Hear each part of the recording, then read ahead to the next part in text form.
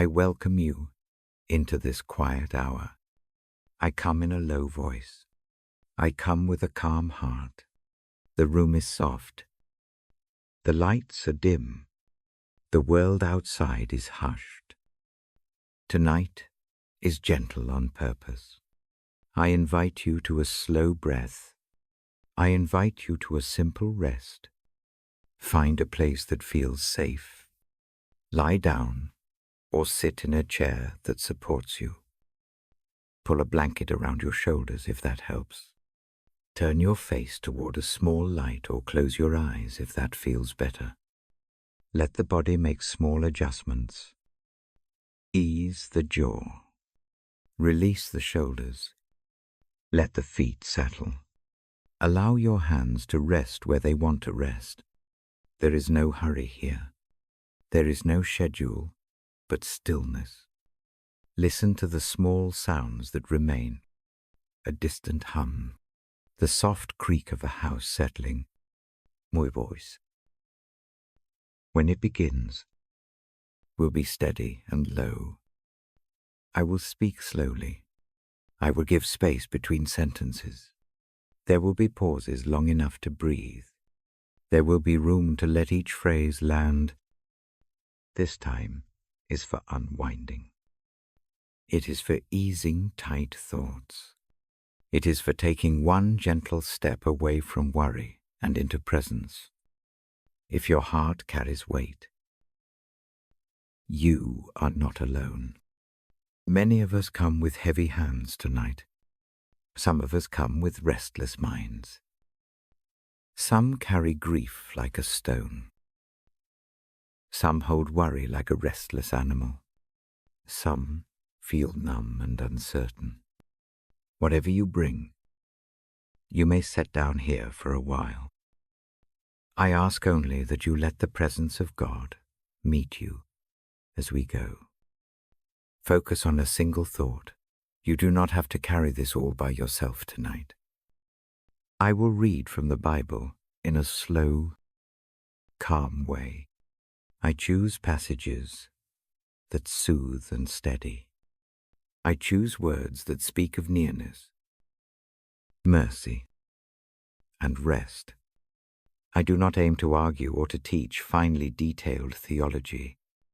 I aim to comfort. I aim to offer a space where mercy can enter. I aim to let hope breathe again in a quiet corner of the heart. The readings are short. Between each passage I pause. I leave room for you to sit with what you hear. There is no test. There is no expectation to reply. Just receive.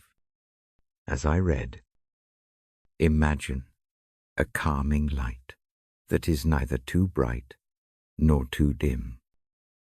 It rests on your forehead and then spreads slowly. It warms the shoulders. It softens the chest. It loosens the tight places around the ribs. It understands how to be gentle with wounds. Let it move into the places you hide from. Let it touch the edges of sadness. Let it rest on the places of shame and fear. No harshness comes. Only a quiet promise of care. Breathe with me now. Inhale slowly. Count to 3. Hold briefly. Exhale more slowly. Count to 4. Do this 2 more times. Feel the inhale soften the belly. Feel the exhale release a little more. Let the breath be a tether to the present. With each breath, imagine weight lifting from the chest. With each breath, imagine a small easing around the heart. If a memory comes that stings, notice it without chasing it. Let it pass like a cloud. If a name appears, let the name rest in the air as a leaf rests on water. If tears come, allow them. Tears have a way of opening a closed place. If sleep wants to arrive now, Accept it kindly. This space welcomes sleep as much as it welcomes wakeful prayer. I will not rush the readings. I will slow my speech even more than usual. My voice will be a steady companion, like a hand on a shoulder or the sound of waves that trace the shore. If you need to move, you may move. If you need to cover your face, do it. If you need to whisper a short prayer, do it softly. There is no correct posture for this listening. There is only openness to what comes. As I read, think of presence rather than performance. Presence means someone draws near and simply stays. Presence means not fixing, but being. Presence means listening without a rush to explain. Presence is rest. The God I speak of draws near to the weary. The God I speak of welcomes the broken. The God I speak of brings mercy that does not run out. Allow the idea of presence to fill small spaces first. Let it reach the ears. Let it sit under the sternum. Let it settle in the small of the back. Imagine presence as a soft hand that does not demand an answer. Tonight, mercy presses close. Hope rests without needing to shout. Quiet assurance unfolds like a small lamp opened after a long day. It does not banish all darkness at once. It simply gives enough light to see the next breath. Let your expectations soften. Let your questions pause. Let your defenses rest. For a time, receive rather than resist. For a time, be carried rather than carry. I will read passages that speak about rest, about refuge, about gentleness. I will read slowly so that the words can sink in. After each reading, I will give space to sit in the silence. In that silence, you may breathe. You may weep. You may sleep. You may simply be. There is room for each response. I hold the reading as an offering, not a performance. The offering goes to the heart of the one listening. If that is you, receive it. If your thinking resists, ease. That is okay. The mind often moves to problem solving. Let it be a companion here, rather than a driver. When the mind returns to business or worry, gently guide it back to the present breath.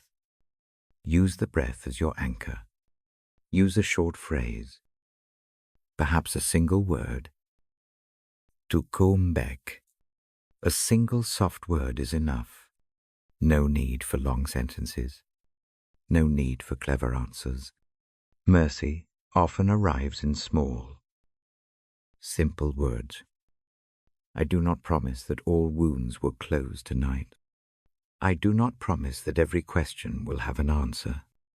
I promise presence. I promise a moment of respite.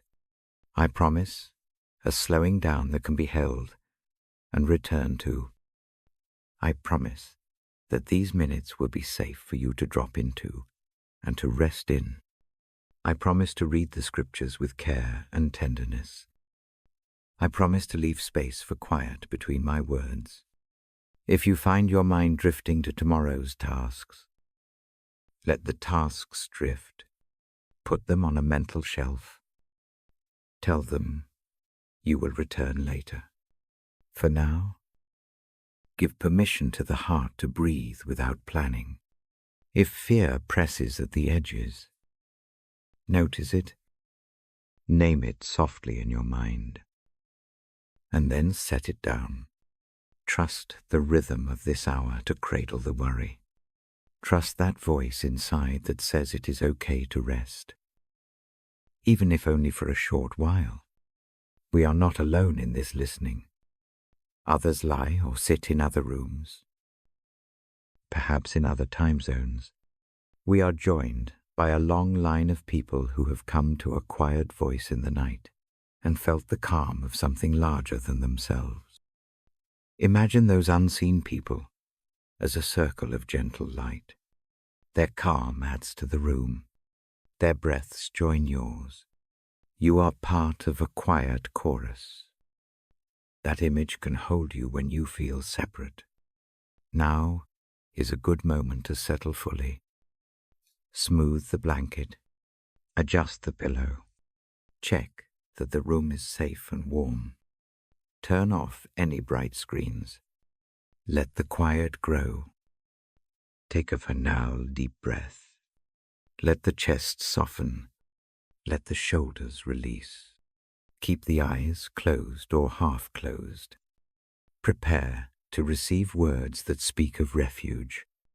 Soon, I will begin to read. My voice will move slowly through short passages. There will be pauses for you to breathe and to rest. There will be no pressure to respond. There will be no need to remember every line. Let the words wash over you like rain on a roof. Let them cool the heated places. Let them find the small cracks where light can enter. Rest is not a sign of weakness. Rest is a wise choice. Rest is how we receive new life. Allow tonight to be a small practice of that wisdom. Allow the words that follow to be companions rather than commandments. Allow them to carry you a little way toward peace. We begin now. Isettlemu voice. I place my hand over the page. I read slowly and gently. Let the night hold you. Let the presence meet you. Let the heart soften. Stay with me in the quiet as the reading begins. I open the book with care. My fingers find the thin page. I let the small rustle be part of the room. I breathe in and slow my voice. I read in short lines. I read for rest. I begin with a passage that has long soothed tired hearts. I speak it gently, as if tracing the shape of each word by hand. I say that a guide walks beside us. The guide leads to soft grass. The guide brings quiet water. The guide restores the worn places inside. The walk is steady. There is no rush. A table appears in a quiet place. A table set gently for one who has traveled far. A lamp gives a small, kind light. The guide keeps company even when shadows gather. The song that follows is calm, not loud. It has the same pulse as a steady breath. Here it is a promise to the one who needs rest. I pause. I give space. Breathe in slowly. Hold briefly. Breathe out longer. Let the words settle like warm rain on a roof. Next, I read words about refuge and steadiness. The earth shifts, and yet there is a place that does not move. A strong shelter holds against wind and noise. Safe walls surround the heart. Inside, the breath finds room. The hands unclench. The mind finds a single steady point to rest on. Danger may come, but the refuge keeps its calm. I let that image float a small house with a quiet light in the window. You are allowed to step inside. I pause. Listen to the sound of the room. Notice how the body answers the idea of shelter. If the chest feels tight, imagine it easing. If the jaw stays held, let one tiny movement loosen it. I read now about gentleness. I describe a shepherd who knows the flock by name. The shepherd walks close enough to touch. The shepherd carries the weak and stays near the lost. There is kindness in the way steps are taken. There is patience in the way the path is followed. The care is quiet, not loud. The care does not demand more than what is possible. It simply comes close and keeps company. Breathe with me. Slow inhale. Longer exhale. Let the thought of a hand on the shoulder be a soft truth. Let the sound of a familiar footstep mean that you are not alone. I move to words that speak of comfort after sorrow. I say that heavy times have limits. Morning comes after the longest night. Tears are honored and not wasted. The rough places are known and touched by mercy. The voice that speaks these words leans toward the broken, as if to soften the sharp edges of grief. The promise is small and steady. You will be held. You will be tended. You will not be left to bear the whole burden alone. Again I pause. Stay with the breathing. Allow any tear that wants to come. There is space. The room is gentle and holds what comes. I read of rest that is given, not earned. I speak of an invitation to lay down the weights. The invitation does not shame the one who is tired. It simply offers a place to lay the load. The place is tender. The instruction is simple. Come and rest. There is no list of conditions. There is no test at the door, only a soft acceptance. Picture putting a small bag down. Imagine the shoulders becoming lighter by a fraction. Imagine the muscle around the temples softening. I pause. Take 3 soft breaths.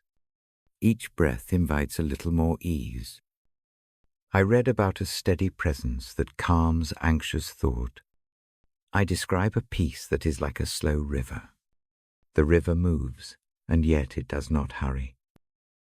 Thoughts that race are soothed by the rhythm of water. The peace acts as a gentle bandage over sharp edges of worry. It does not remove questions, but it reduces the panic that makes questions feel urgent. Let the river image carry away one tiny worry now. See it glide down the current and out of view. Pause. Rest in the silence that follows. Let the silence be a cushion. I read about strength that arrives softly. Strength that does not shout is often the most sure. It comes in quiet courage. It comes in a steady breath, taken again and again. I say that even small acts of endurance are signs of grace. Rising again after a little failure. Choosing to rest when the body asks for it. Choosing kindness when the heart is thin. These are brave things. The voice that speaks this knows the cost of small courage and honors each small step. Breathe and notice the small wins of today. Name one silently. Let the body feel the recognition of that small victory. I offer a passage about hope that is patient. Hope sometimes waits like a gardener at dawn, watching for slow growth.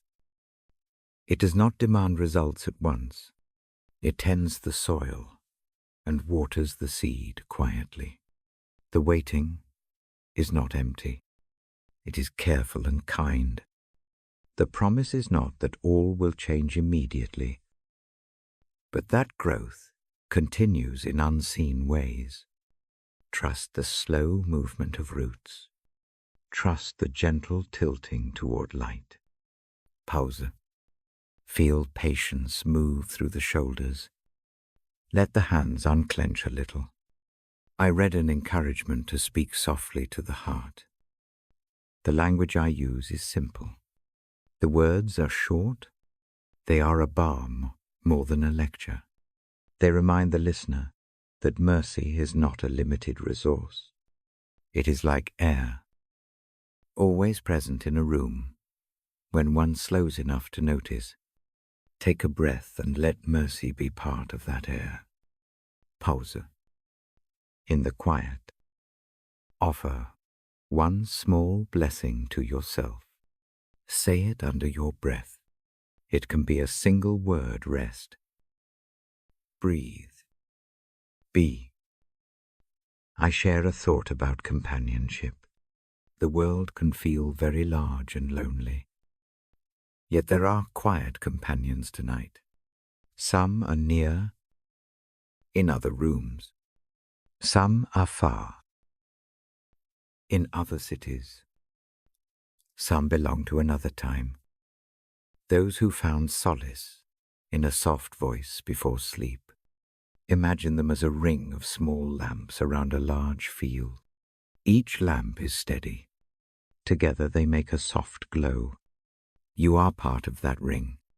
The light warms the space where you are.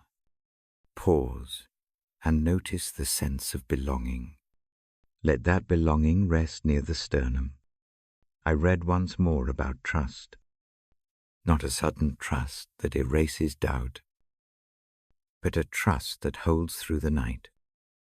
It settles like dew on grass. It does not argue with questions. It sits with them. It lets the heart feel heavier and then lighter. It lets breath return to a normal pace.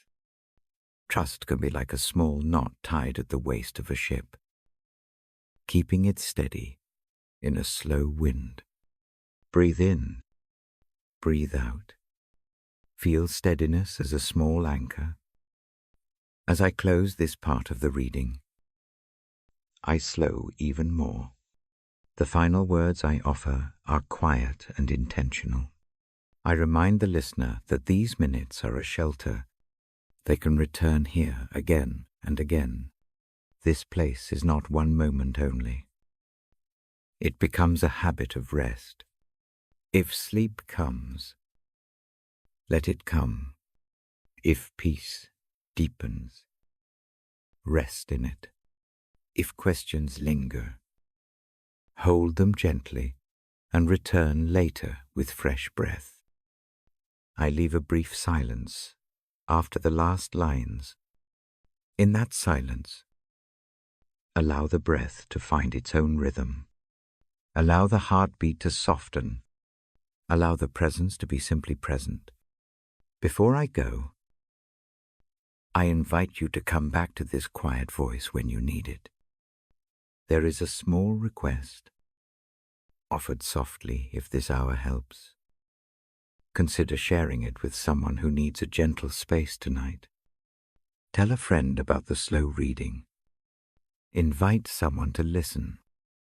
You may also choose to follow this quiet channel so the voice can find you on another night. Treat this as a gentle offer. Not a demand. Only take what helps. I place a soft blessing on the time we shared.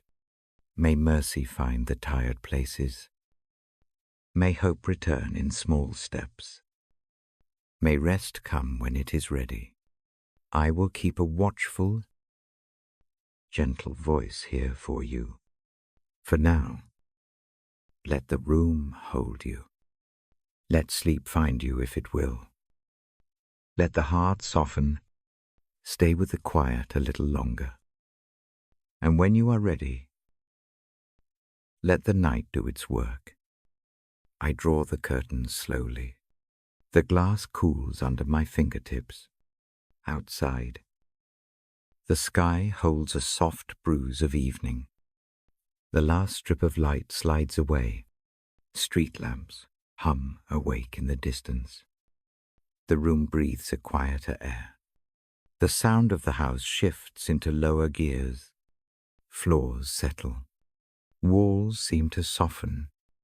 A single lamp gives a small pool of light.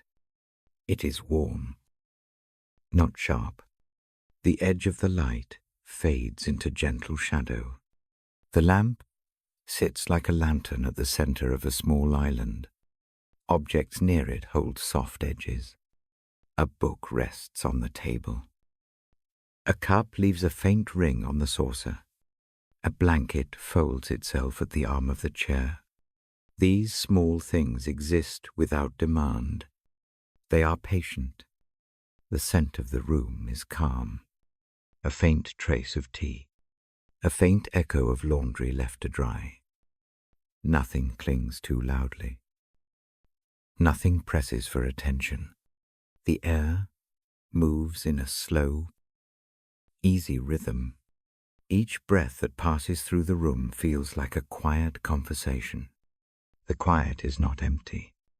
It is full in a gentle way. I imagine a light not made by glass. It comes from a good place. It has no harsh edges. It hums like a low melody behind the ears. This light spreads outward. It settles where bodies hold tension. It rests at the base of the skull. It softens the shoulders. It unclasps the hands. It watches the small muscles around the mouth relax. The light is also a presence that knows how to care. It does not demand explanation. It does not ask for performance. It simply leans in. Imagine it as a shawl draped around the shoulders. The weight of that shawl is comfort, not burden. The fabric breathes with whatever needs to be cooled. The weave is steady. It does not flinch at the thought of old hurts. It remembers names without speaking them aloud. I invite a slow, deliberate breath now. Breathe in for 3 counts. Hold 1 small moment. Breathe out for 4 counts. Repeat this pattern 2 times more. Each inhale brings a measure of ease. Each exhale releases a little more.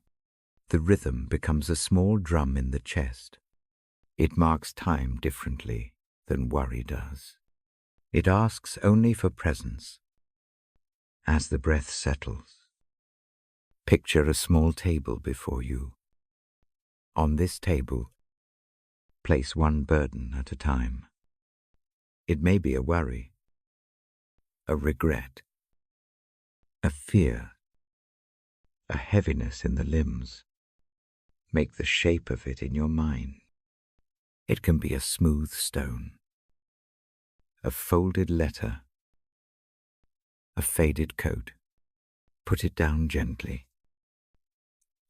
Step back. Breathe. The act is simple. The act is honest. Now, imagine hands that are ready to receive what you have placed. These hands do not inspect or criticize. They move with care. They take what you have given and hold it as if it were something precious and fragile. The weight is acknowledged and not belittled. Feel the relief of the palm as it closes around the burden.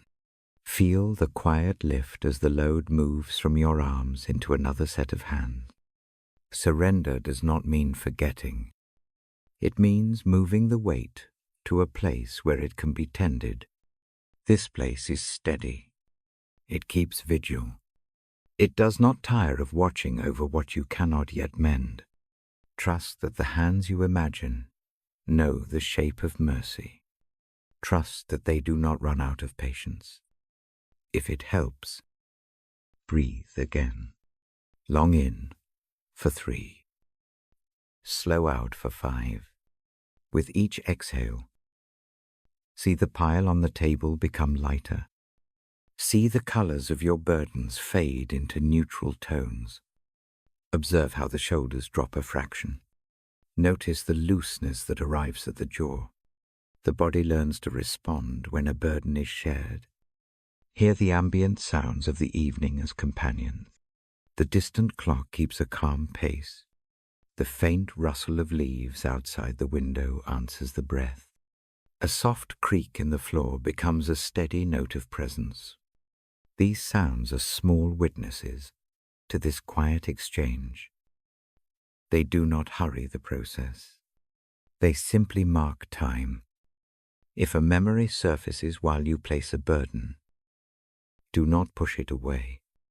Let it sit in the air for a moment. Name it mentally, without summoning more.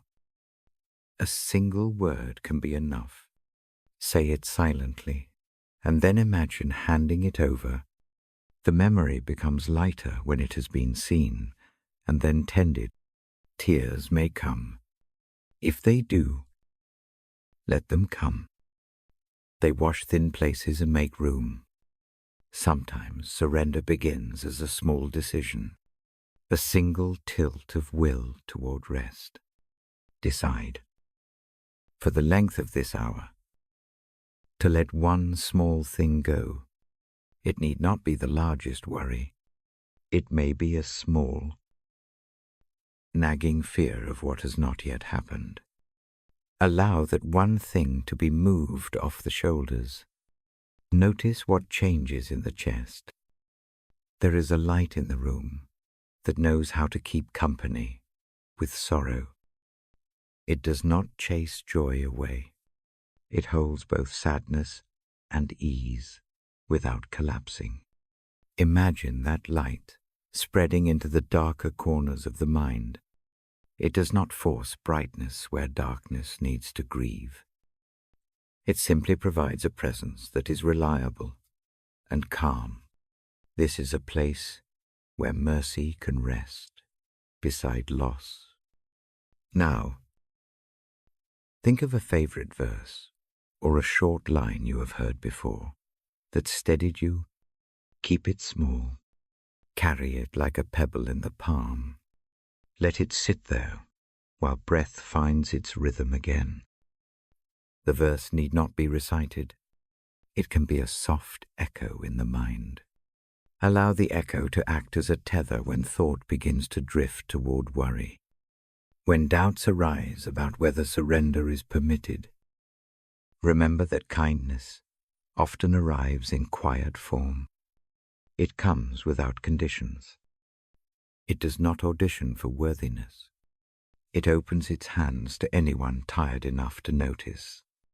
You are invited into that quiet kindness without having to prove anything. Acceptance is offered, not based on achievement, but on simple need. If the body resists at first, be gentle with it. The muscles may have learned to guard for safety. Let each breath teach them that the world can be softer. Focus on the soft hollow beneath the collarbone. Breathe into that place. Allow the breath to bring warmth there.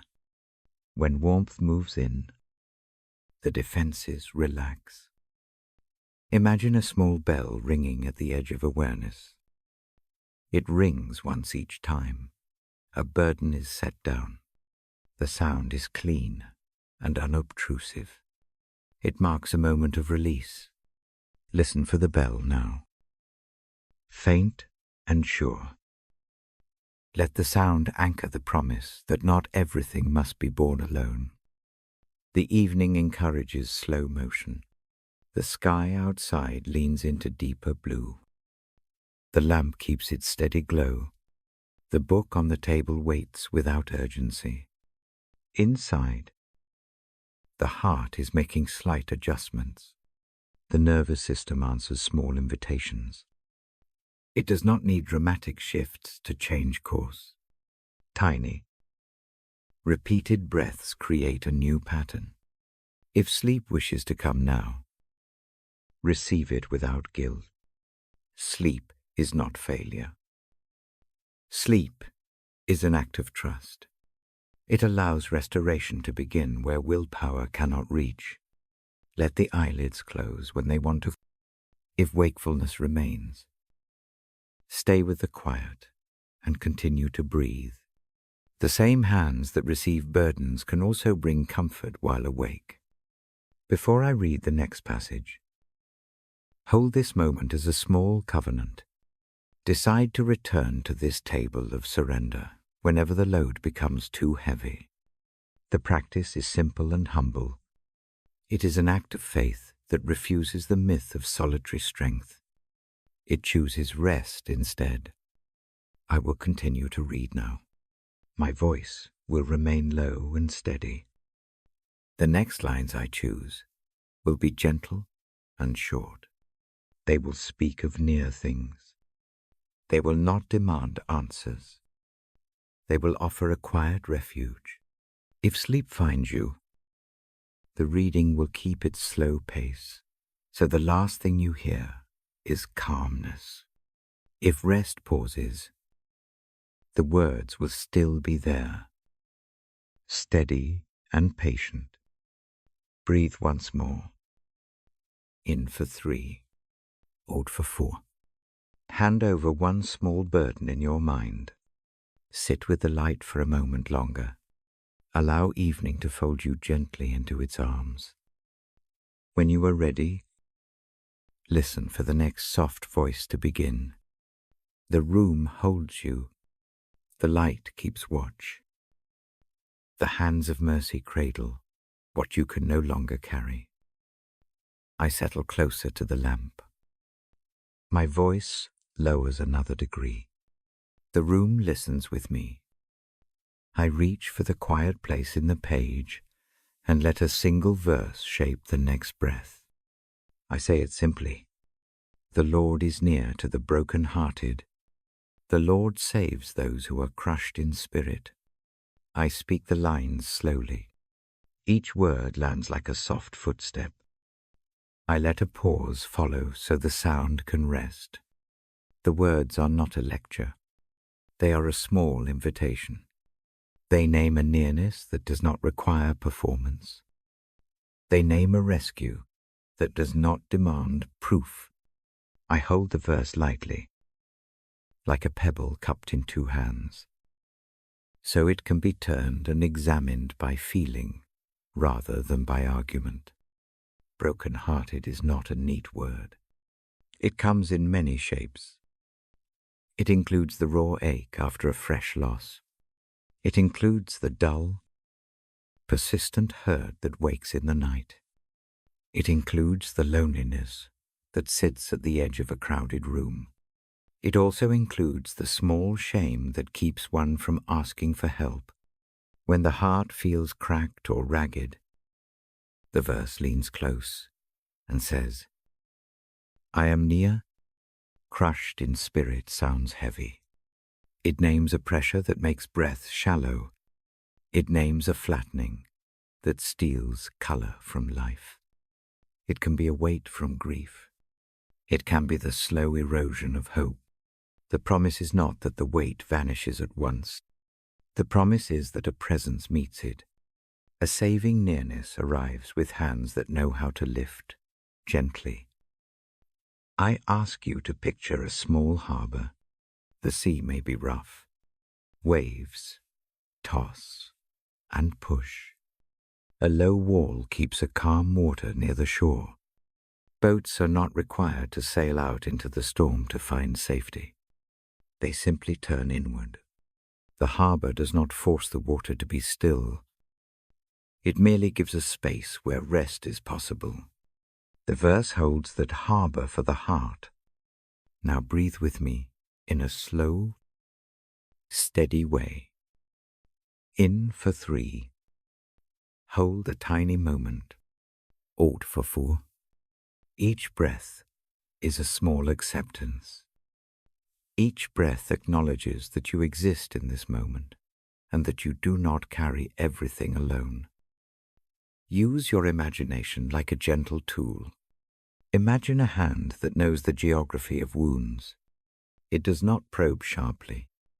It rests, mapping what's tender. It does not ask why the hurt is there. It recognizes the place and stays. Feel that hand for a moment. It may be a light touch at the base of the throat. It may be a warmth over the rib cage. It may be a quiet presence sitting beside you without words. The saving that the verse speaks of is not always dramatic. Often, it is a small series of mercies, a sleep that finally comes, a friend who sends a word at the right hour, a memory that softens instead of stinging, a morning where the light seems to find a new way in. These are rescues.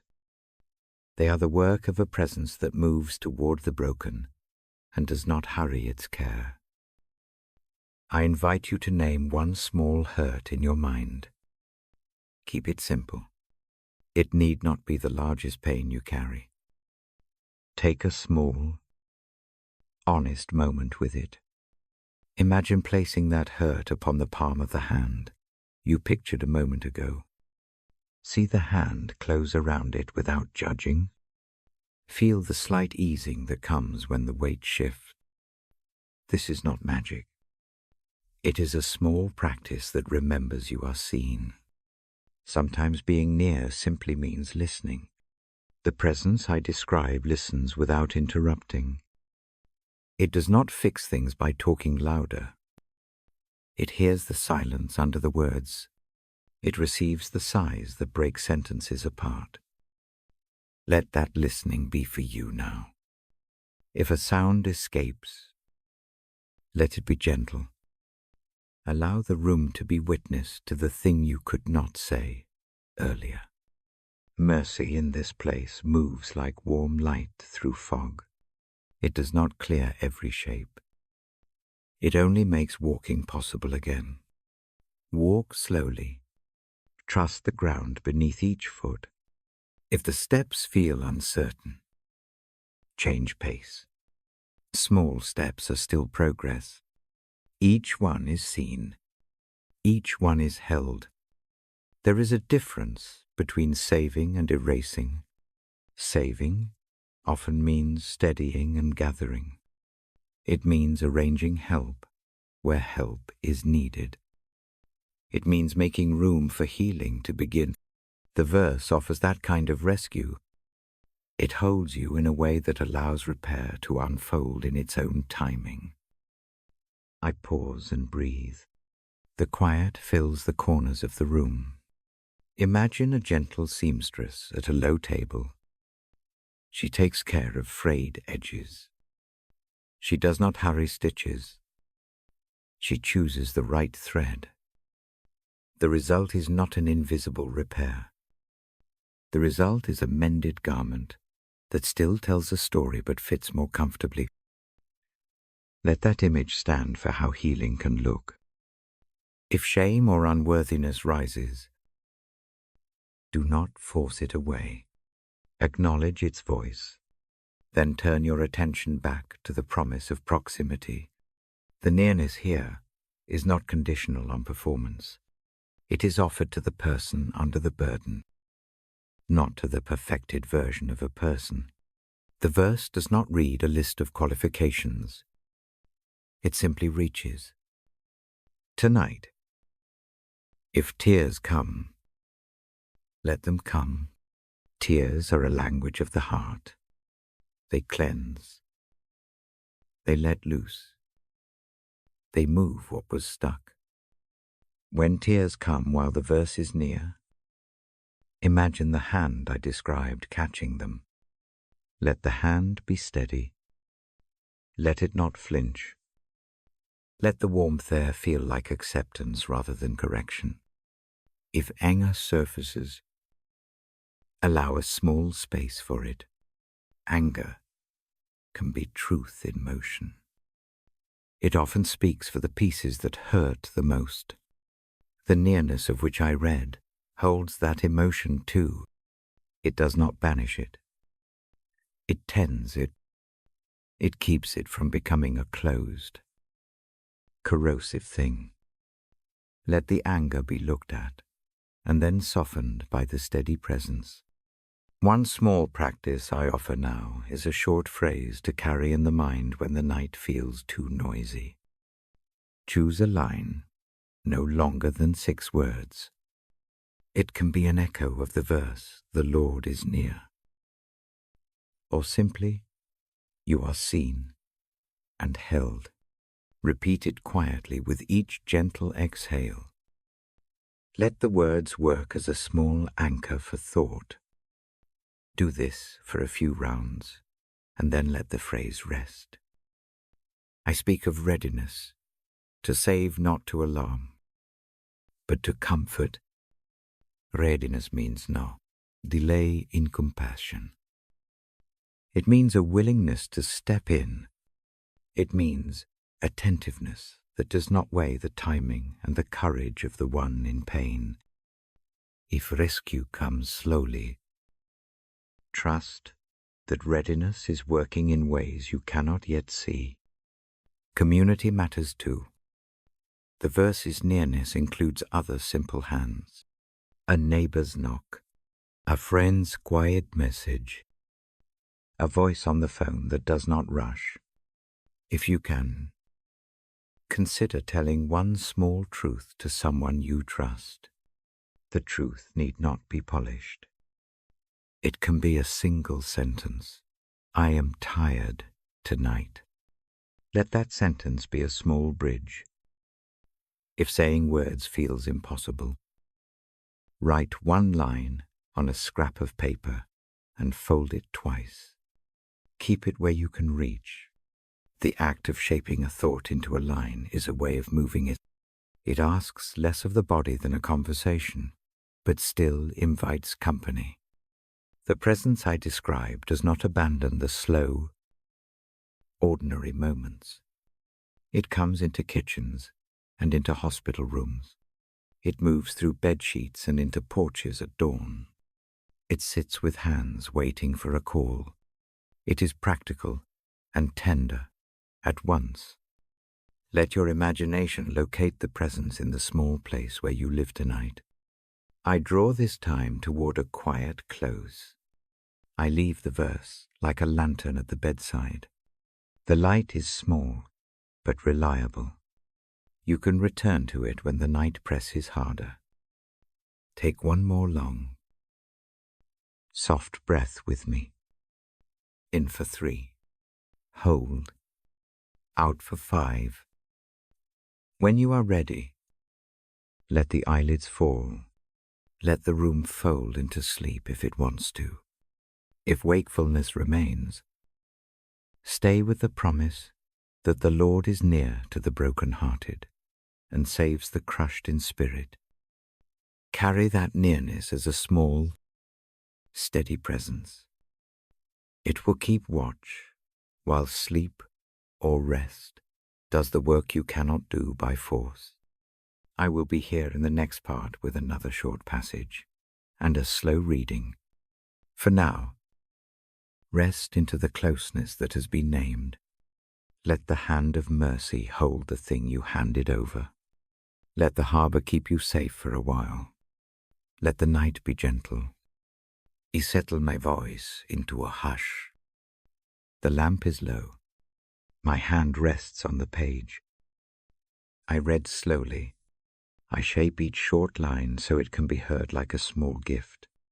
He invites the weary to draw near. The tired are welcome. The worn are not turned away. The invitation is simple. Come with your weight. Come as you are. The words do not weigh the one who comes. They only reach out. Imagine a gentle figure waiting beneath a tree. The air there is cool. A bench sits in the shade. The person on the bench looks toward the path. There is no judgment in the face, only an open hand and quiet eyes. Walk toward that place at your own pace. The path is soft underfoot. You will not be hurried. The invitation is to put burdens down. See them as sacks. See them as old coats. See them as too heavy packs. Lay them on the grass. Let fingers unfasten straps and release knots. Notice how the shoulders ease when a strap is loosened. Notice how the breath lengthens when a pack slides off the back. The act of laying something down is a small ceremony. It matters. He offers rest that is not brittle or brief. This rest sits deep in the chest. It steadies the heart's rhythm. It is not a sleep that hides from life. It is a rest that helps one rise again. Picturelong. Cool pause after a hard climb. The air tastes different there. Strength comes back slowly and in a kind way. There is an image of a shared yoke. A yoke is a simple wooden thing that lets two walk together. It keeps the burdens balanced. It does not force one to carry everything alone. Imagine a quiet companion stepping to your side. The load becomes something shared. The weight feels different. It presses more gently. The steps fall in time with another rhythm that helps rather than stresses. The companion is gentle, humble in the way of someone who does not dominate. The teaching is patient. Learning with this companion is unhurried. It is like watching someone shape a small bowl by hand. Each turn of the clay is careful. Each touch is measured. The pace teaches steadiness. If worry feels like a constant tremor, picture those hands guiding the fingers into a slow movement. The motion calms the tremor.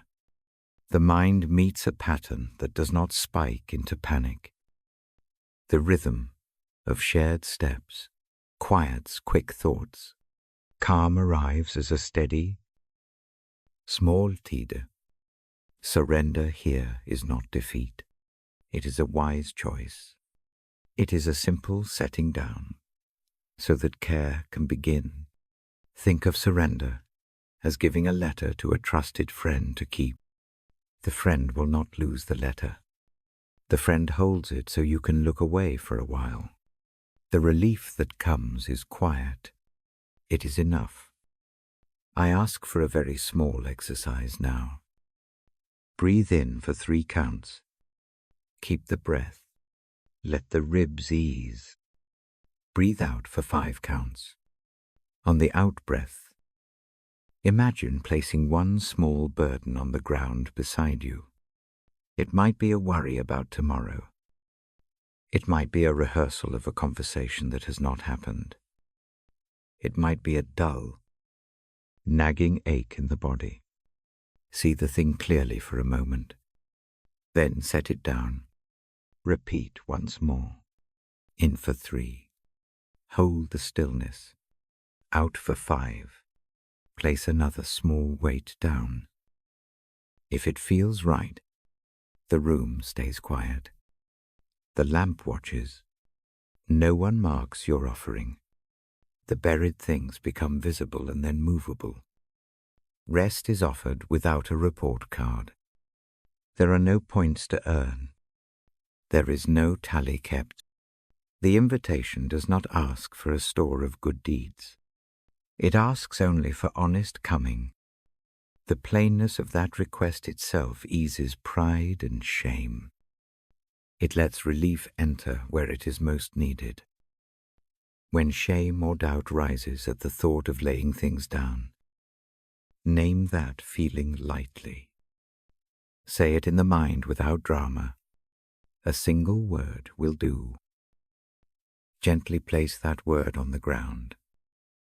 2. It can rest beside the other things. Nothing breaks when feelings are named. Names make space. Think of the rest promised as a gentle apprenticeship in trust. The teacher shows how to breathe differently. The teacher shows how to walk with less strain. Lessons are small. They repeat in quiet rhythms. Over time, they become natural. The body remembers steadier ways. The soul loosens its tight hold on fear and rush. If the night brings memories that tug at the edges, allow those memories to be seen. Do not chase them away. Do not push them under. Hold them in a soft field of attention. Imagine laying them on the grass of that shaded place. The hands beside you will keep watch. They will not let the memories be tortured or tossed. They simply sit with what is true and tender. Sometimes people expect rest to be instant and dramatic. That is not how it often comes. Rest often arrives as small allowances, a longer pause between thoughts, a moment when anger thins, a single night where sleep comes a bit sooner. Celebrate these small mercies. They are the body's quiet steps back to life. There is a short phrase to carry if the night feels loud. Keep it like a pebble in the hand. Say it quietly on the out-breath. The phrase can be only 3 words. Choose what matches the heart. Come and rest. Lay it down. Share the load. Repeat it gently when the thoughts crowd in. Let the phrase be a soft anchor. If the mind wonders about what will change when burdens are laid down, remember, this laying down does not erase responsibility. It changes who holds the weight. It opens space for help to act. It invites care to enter practical, steady ways. Small repairs begin. Tired edges find mending. The work of healing continues without the crushing pressure of solitary effort. If sleep presses at the eyelids now, lidded, sleep is a tender ally. It helps in ways waking cannot. If rest lingers in still, stay with the picture of the bench beneath the tree. Return to that place if the night stumbles. The presence there waits without impatience. I slow my voice even more.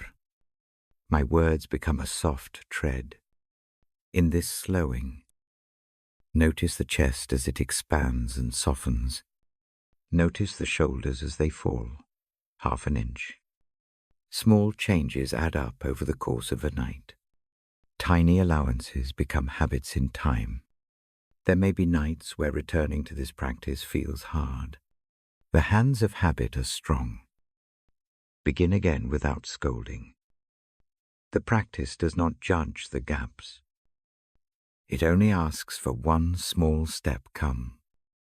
Then lay one small thing down. Then breathe. Before I move on, imagine writing one short note to yourself. It can be the phrase you chose. Fold the mental note and place it in a pocket.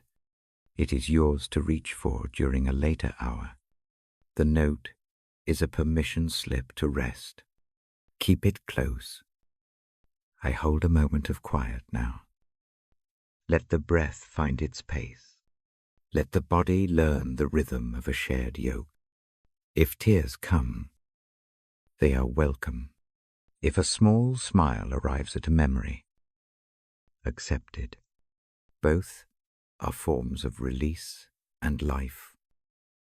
When the time feels right, lower the eyelids. Let the room cradle the breath. Let the lamp's small pool of light become a companion rather than a demand. The invitation to rest will wait in the shade for as long as needed. I will stay a little while, in the silence that follows. When I return in the next part, I will read another brief passage and keep the voice slow and kind. For now, trust the quiet that you have entered. Trust that the weight you set down is being held. Allow the night to do its soft work. I sit with the lamp dimmer now. My voice is soft and careful. I will tell a story about forgiveness. It is a small story. It is quiet. It is meant to rest on the chest like a cool hand.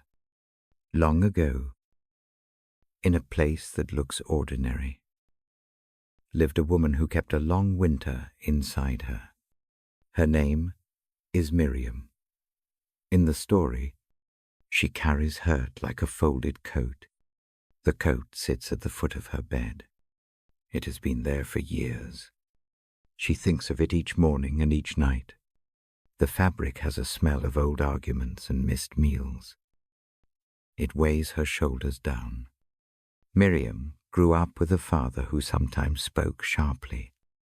A few words cut deeper than he intended. A few décisions left promises unkept. The family life was like a narrow hallway with doors that never fully opened. She learned to keep watch for the slamming. She learned to armor small joys so they would not be taken. In time, the armor became her form of living. A day comes, as days do, when the father grows old and fragile. He is not unkind always. He is simply a man, worn by a lifetime of mistakes and small regrets. He sits across from Miriam at a plain kitchen table. The room is light with late afternoon. The silence between them is wide. Miriam holds the coat of hurt in her lap. The coat has become part of her identity. Letting it go feels like losing a map. I told this scene slowly to myself, the first time. As I read from the page, the Bible had been open on the table. The words I had read lingered like soft light. They were not heavy commands. They were small gestures toward mercy. In that gentle quiet, Miriam does something small and brave. She pries open the pocket of the old coat. Inside, there are coins of memory. She counts them. She names one or two aloud in a whisper. Naming changes their shape. She sits with the weight and breathes. The breath is uneven at first. It steadies as the minutes pass. She remembers forgiveness, not as erasing the past. She remembers it as unhooking a chain that tied her arms. Forgiveness does not pretend. Harm did not happen. It names the harm and sets it down in a different place. Miriam does not rush the act. She writes a line on a scrap of paper. The line is simple. I will try to let go. She folds the paper twice. She places it on the table. The act of putting a thought into paper feels like making a step. It is not a dramatic move. It is a small offering. It changes the posture of her hands. That night, she kneels at the side of the bed she has filled with the coat. The lamp is low. The page of scripture she read earlier sits open like a small lamp beside her. She prays without words. The prayer is a reaching. It is an asking for courage to carry less. She does not imagine the father will change overnight. She is not naive about pain. She only chooses a different way to carry it. Forgiveness in the story is taught by a quiet, near presence. Miriam pictures God near the bedside, not as a judge with a ledger, but as a companion with warm hands. This presence knows all the small corners. It understands the sting behind each memory. It does not excuse the wrong. It does something gentler. It takes the coat from her lap and lays it across its own knees for a time. The image is soft. It is not a spectacle. It is a practical holding. When the coat is no longer the only thing she feels, the body notices. The shoulders drop a fraction. The breath slides a little deeper. Tears come. Unjudged. They are like rain, softening baked soil. Tears do not mean weakness. They mean the heart is moving. Miriam feels muscles around the throat loosen. The house seems to breathe with her. The next morning, she puts on a different shawl. It is lighter. The fabric is not new, but it fits in a new way. She goes to the kitchen and makes tea. The kettle whistles quietly. She places a cup before her father and does not demand explanation or apology. There is no script of words between them. The presence at the bedside has taught her a small patience. She offers the cup like one offers a small truce with oneself. Reconciliation does not come in a tidy knot. The father keeps his faults. He keeps his regrets. He offers a few quiet acknowledgments that sound like wind through leaves. They are not grand. They are not proof of heroism. They are simply ways of being present. Miriam receives these small things without expecting them to heal everything. She keeps her own guard soft. She keeps her own eyes steady on the quiet things she can do. There is a morning when the father forgets the name of a childhood street. Miriam guides him gently. With patience she learned in small moments. She does not use the past as a sharp tool. She uses it as a bridge. In these small gestures, an unspoken trade happens. The heavy silence of years becomes a conversation of small, human tasks: making tea, smoothing bedding, holding a hand while remembering. These tasks are ordinary. They hold more healing than grand speeches. In the story, forgiveness unchains the one who forgives first.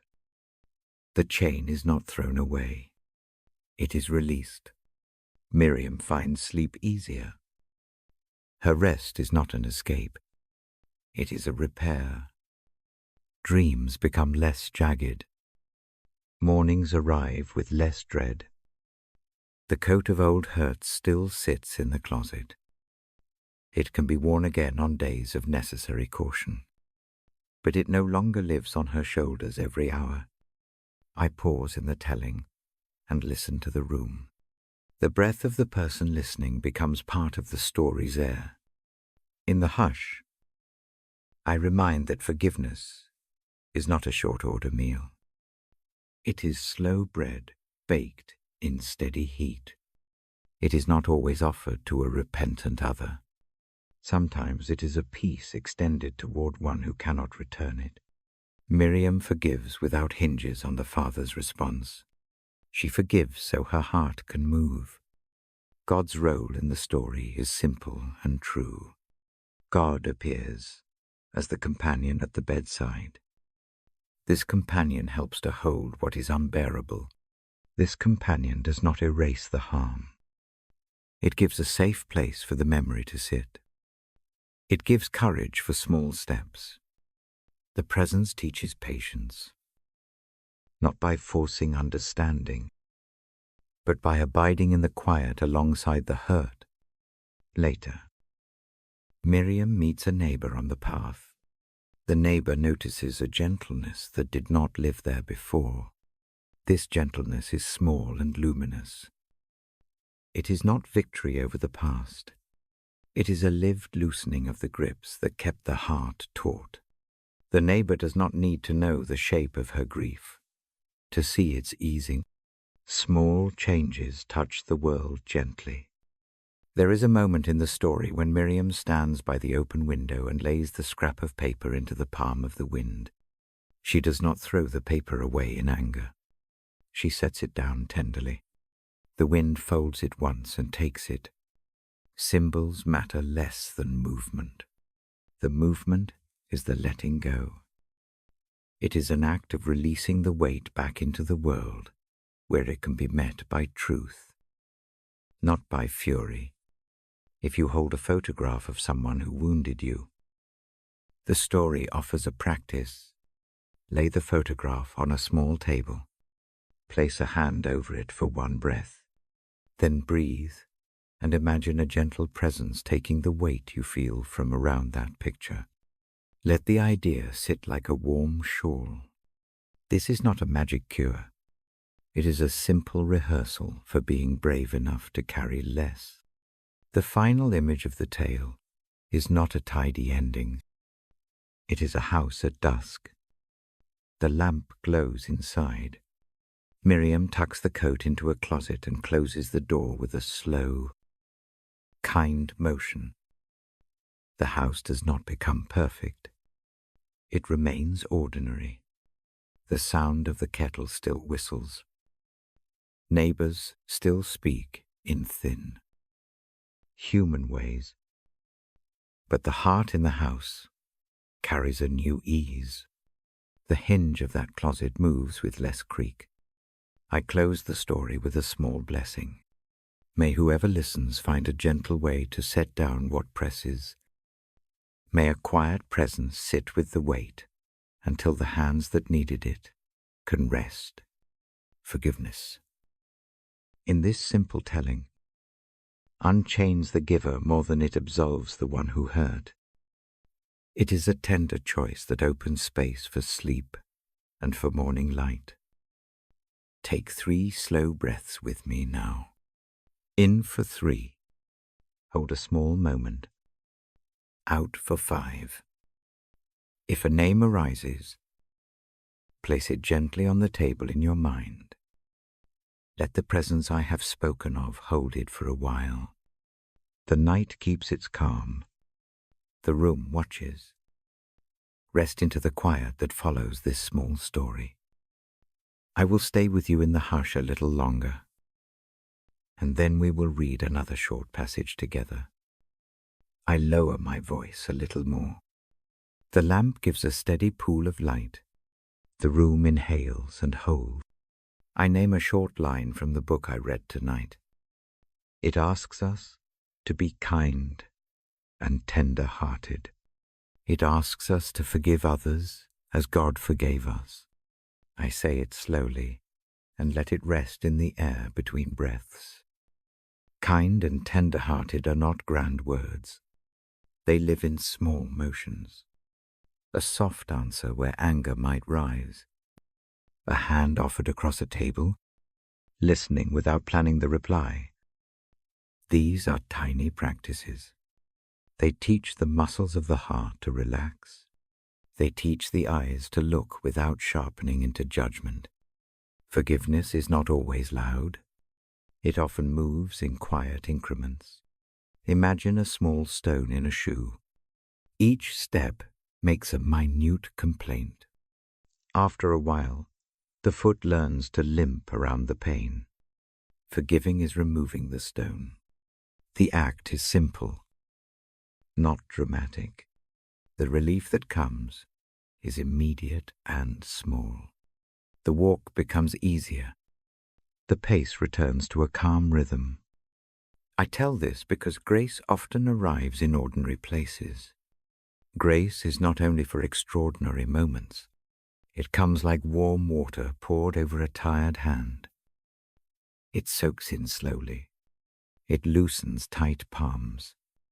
When forgiveness is offered, grace travels like that warm water. It moves through the fibers of a day until something softens. Tender-heartedness looks like a person who waits to hear a whole sentence. It looks like someone who cuts a slice of bread and offers it first. It looks like answering a complaint with patience rather than proof of rightness. These acts do not change the whole world instantly. They change the small room around them. They change the next gestures. Small changes, like these, build a quiet habit of mercy. If a memory of being hurt comes now, picture the memory as a folded paper on a low table. Name it with one short word. Breathe in and hold that name. Breathe out and set the paper down. Imagine a gentle presence taking it into its hands. The presence does not erase the writing. It only moves the paper to a safer shelf. That is forgiveness as an avenue to grace. It moves weight to a place that can be tended without wearing out the heart. I speak of forgiveness without pretending it is easy. It sometimes takes courage to let go. It sometimes means choosing mercy when the body wants to harden. It is okay to take time. The practice of being kind and tender-hearted can begin with one tiny step. Notice the way the jaw wants to clench. Soften it by 1 millimeter. Notice the shoulders creep up.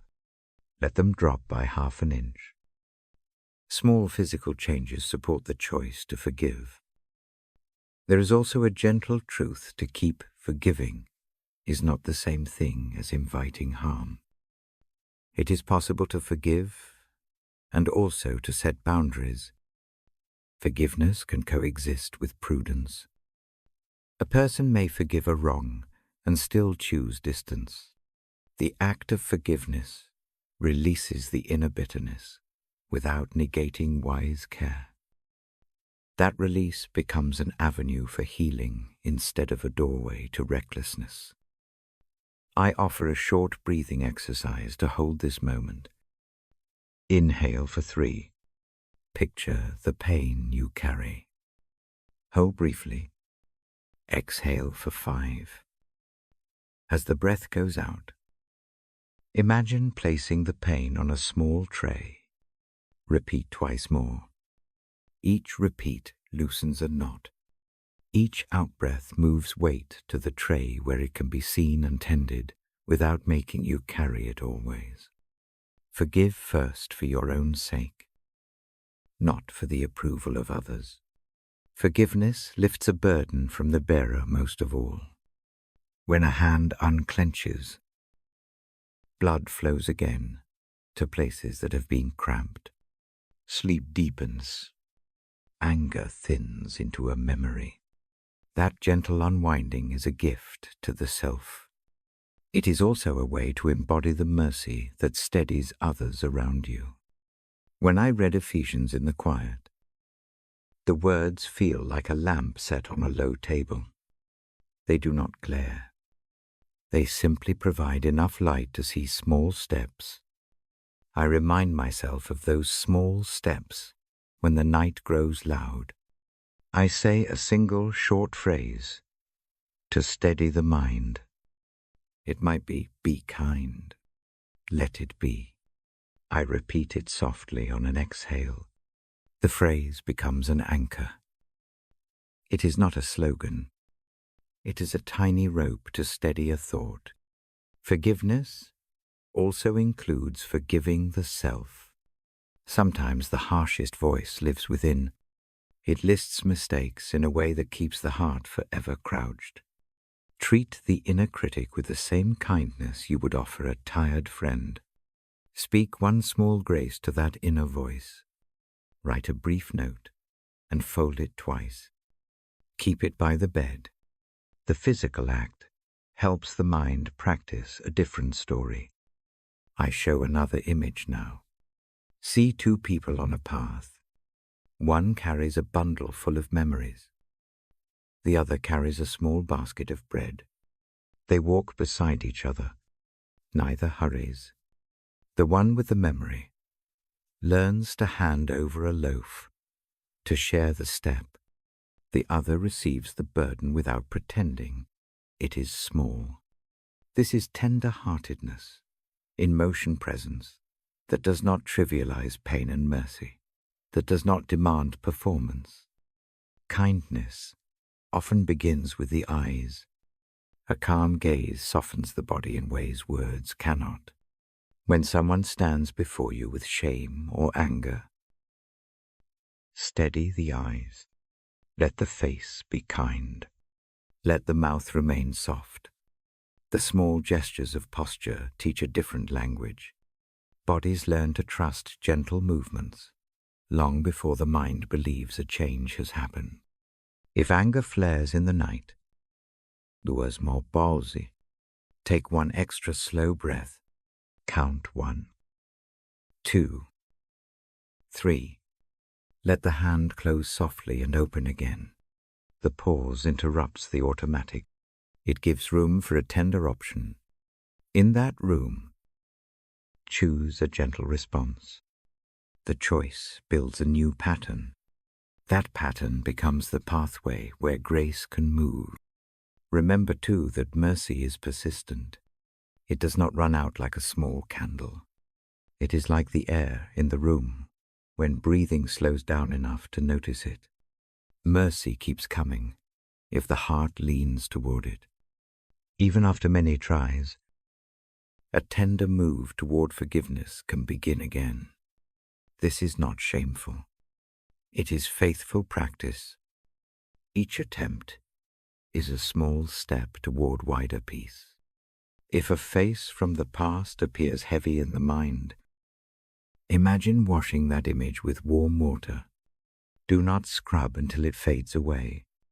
Just let water pass over it. Picture hands that hold a cloth and move gently across the photograph. The picture remains. The edges are softer. That is the work of grace. It does not demand forgetting. It reduces the sharpness enough that rest becomes possible. I pause now and breathe with you. In for 3. Out for 5. Let the out-breath carry one small name into the presence you trust. Let it rest there a while. If tears come, accept them as language. If quiet comes, accept it as blessing. Both are part of the same gentle work of letting go. Before I move on to the next passage, I leave a simple invitation. Choose one small act of kindness to do in the morning. It could be a quiet note to someone who helped you once. It could be an extra cup of tea for a roommate. It could be forgiving a thought in the mirror. Let the act be small enough to be possible and bold enough to matter. These small acts are the seedbeds of tenderness. I close this part with a short blessing in a tone not loud. May kindness find the tight places. May tender-heartedness teach new gestures. May forgiveness come slowly and gently, not forced but chosen. May grace walk with the small moves you make tonight. Take 3 final breaths with me. In for 3. Hold briefly. Out for 5. Rest now into the hush. I will come back with another short passage and a slow voice in the next part. For now, carry the quiet and let the heart practice being kind. I turn the page with slow fingers. The lamp throws a small circle of light. The room listens. I say I will read from 2 Corinthians. The book has words that comfort and steady. I read them softly, not to argue, but to rest beside you. I begin with the thought that the one who comforts comes close. This comfort is not a distant idea. It is a presence that sits with the heavy things. It receives what we cannot carry. It does not hurry the grief. It holds it in steady hands. When sorrow presses like a heavy cloth, a small warmth moves beneath it. That warmth is the shape of comfort. Picture a hand offering a cup of cool water on a hot day. The cup is simple. The gesture is enough. You do not have to ask for much to receive it. The water cools the tongue. The fingers unclench a little. The moment matters more than words. The passage in my hand says that comfort comes like this. It arrives, and it teaches us how to give comfort to others. Breathe slowly with me now. In for 3. Hold the small stillness. Out for 4. Let the breath move the chest gently. Let the idea of being comforted slide like a gentle tide through the rib.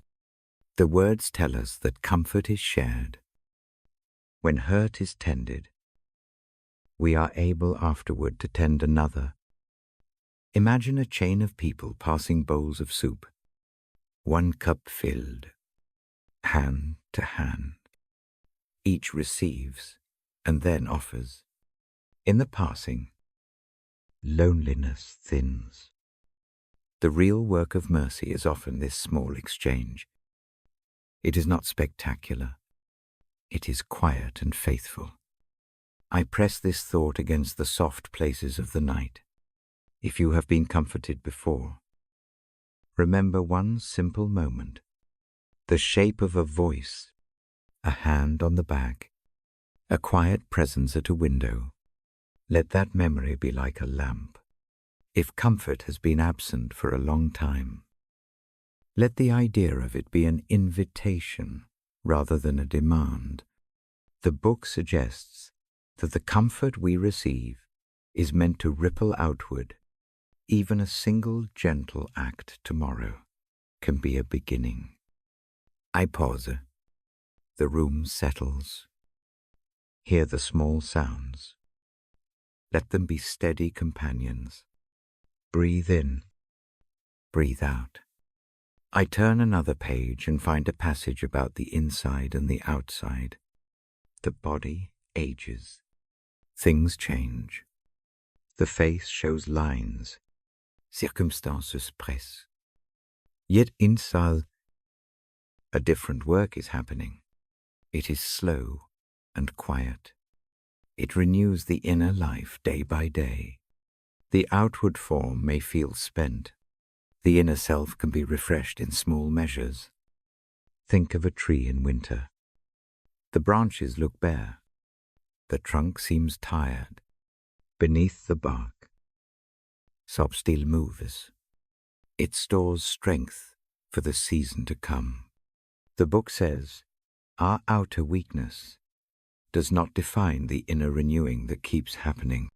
The comparison is gentle. It does not deny pain. It reorients attention to what is growing quietly. Again, breathe with me. In for 3. Out for 4. Picture the inner self like a small light that does not flicker, even when the room grows dim. It brightens when we allow rest. It hums when we accept gentle care. This inner renewal is not always visible at once. It works slowly, seam by seam. The passage also invites us to hold a different perspective about hard times. The immediate trouble is real and not insignificant. But some troubles are temporary compared to a larger horizon. The words say to fix the gaze not on what is seen, but on what is unseen. The unseen things continue to form. They shape endurance and hope. They teach a sturdier patience. Imagine a long road. A single step does not finish the journey. Each careful step matters. The horizon is not cancelled by a single night of worry. The unseen pattern of life continues to weave a tapestry that will show itself in time. Hold that as a quiet possibility.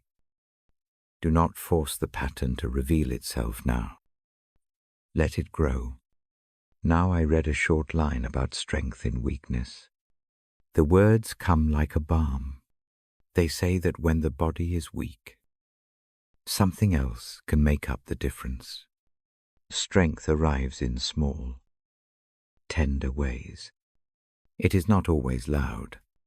It slips in like cool air through a window. It finds the places that are thin and brings new breath.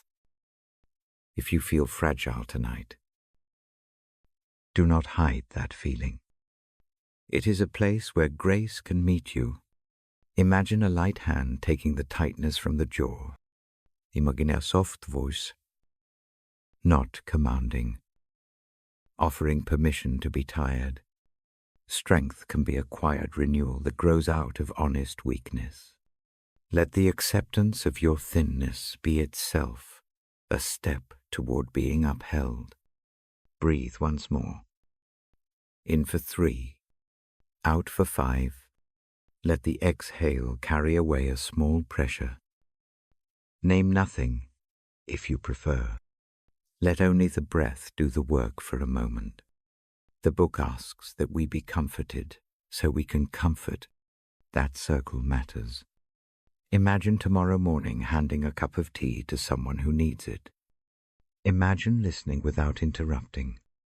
These acts are small ways, The comfort you receive becomes a bridge. They are not demands of heroism. They are simple and human. If forgiving remains hard, let these words help. Comfort and forgiveness often travel together. When someone forgives, it is a mercy that unanchors bitterness. When someone forgives themselves, it is a mercy that invites repair. The text I read does not force quick changes. It invites a steady opening in small steps.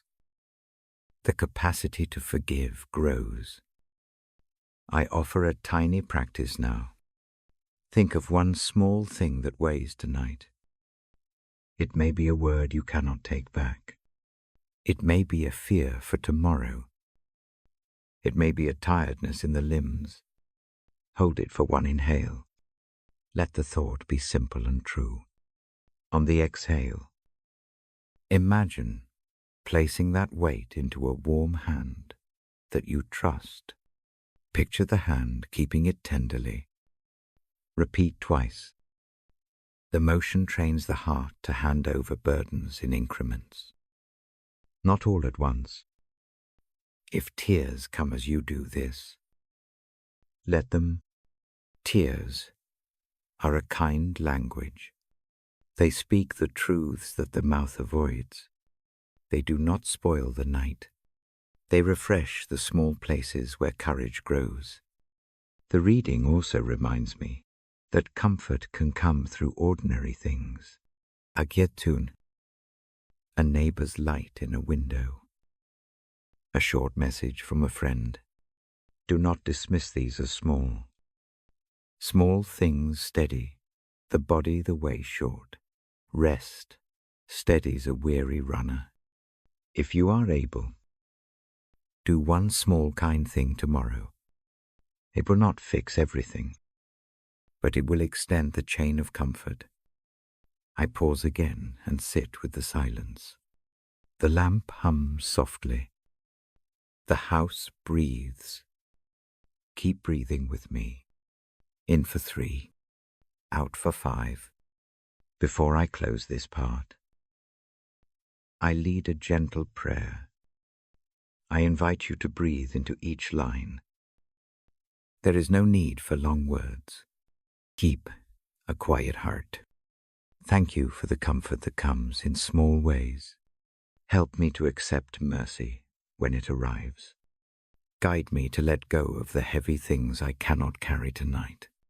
Teach me to be kind and tender when someone else needs a hand.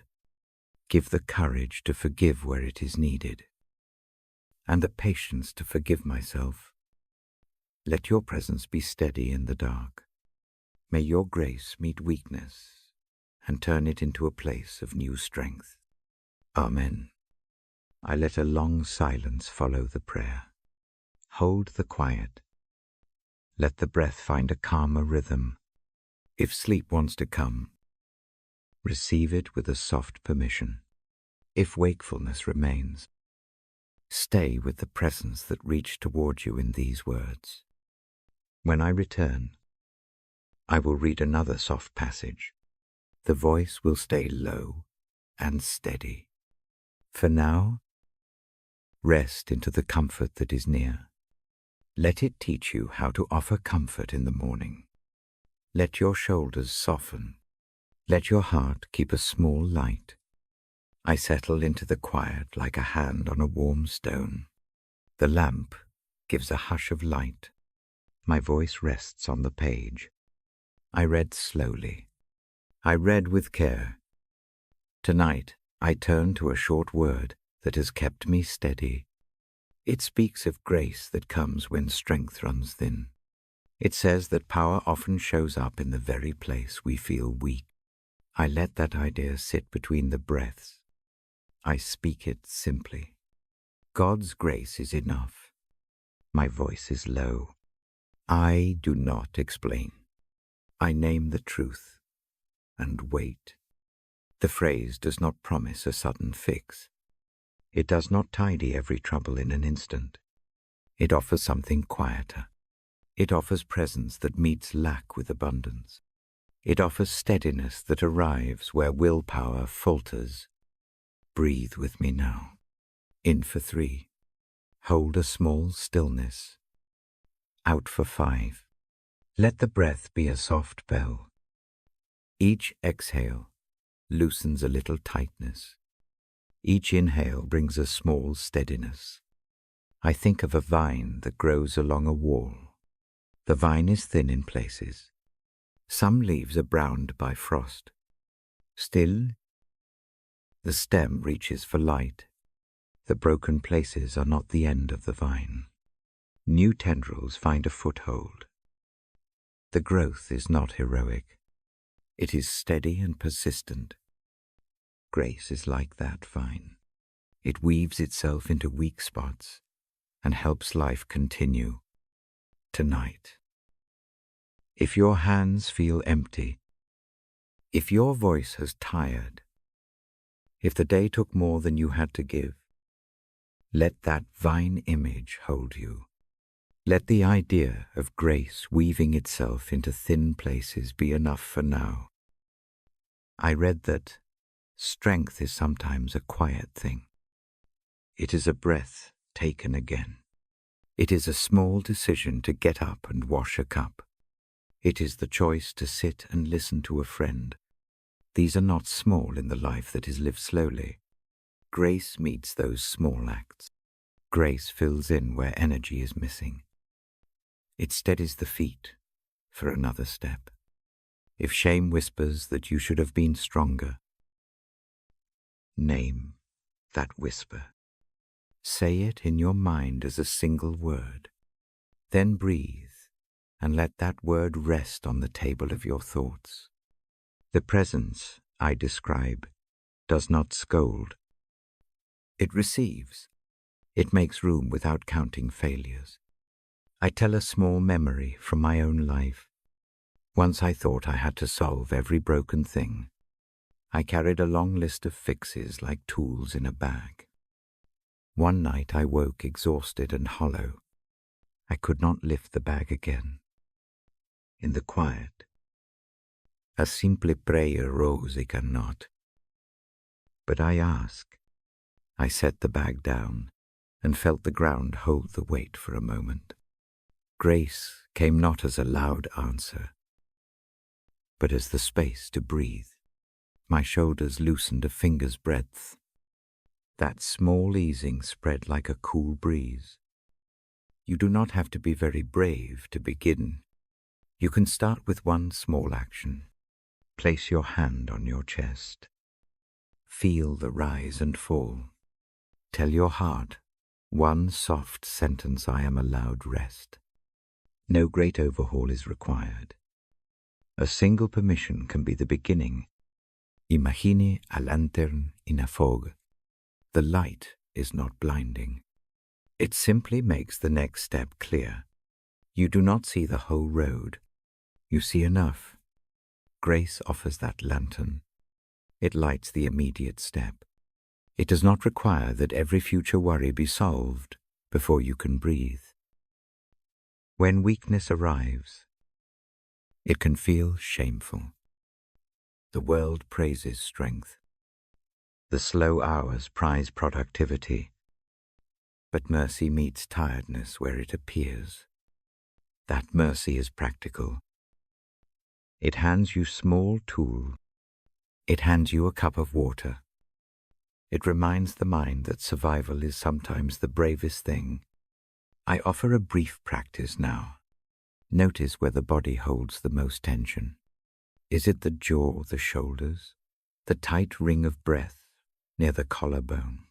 Breathe into that place. In for 3.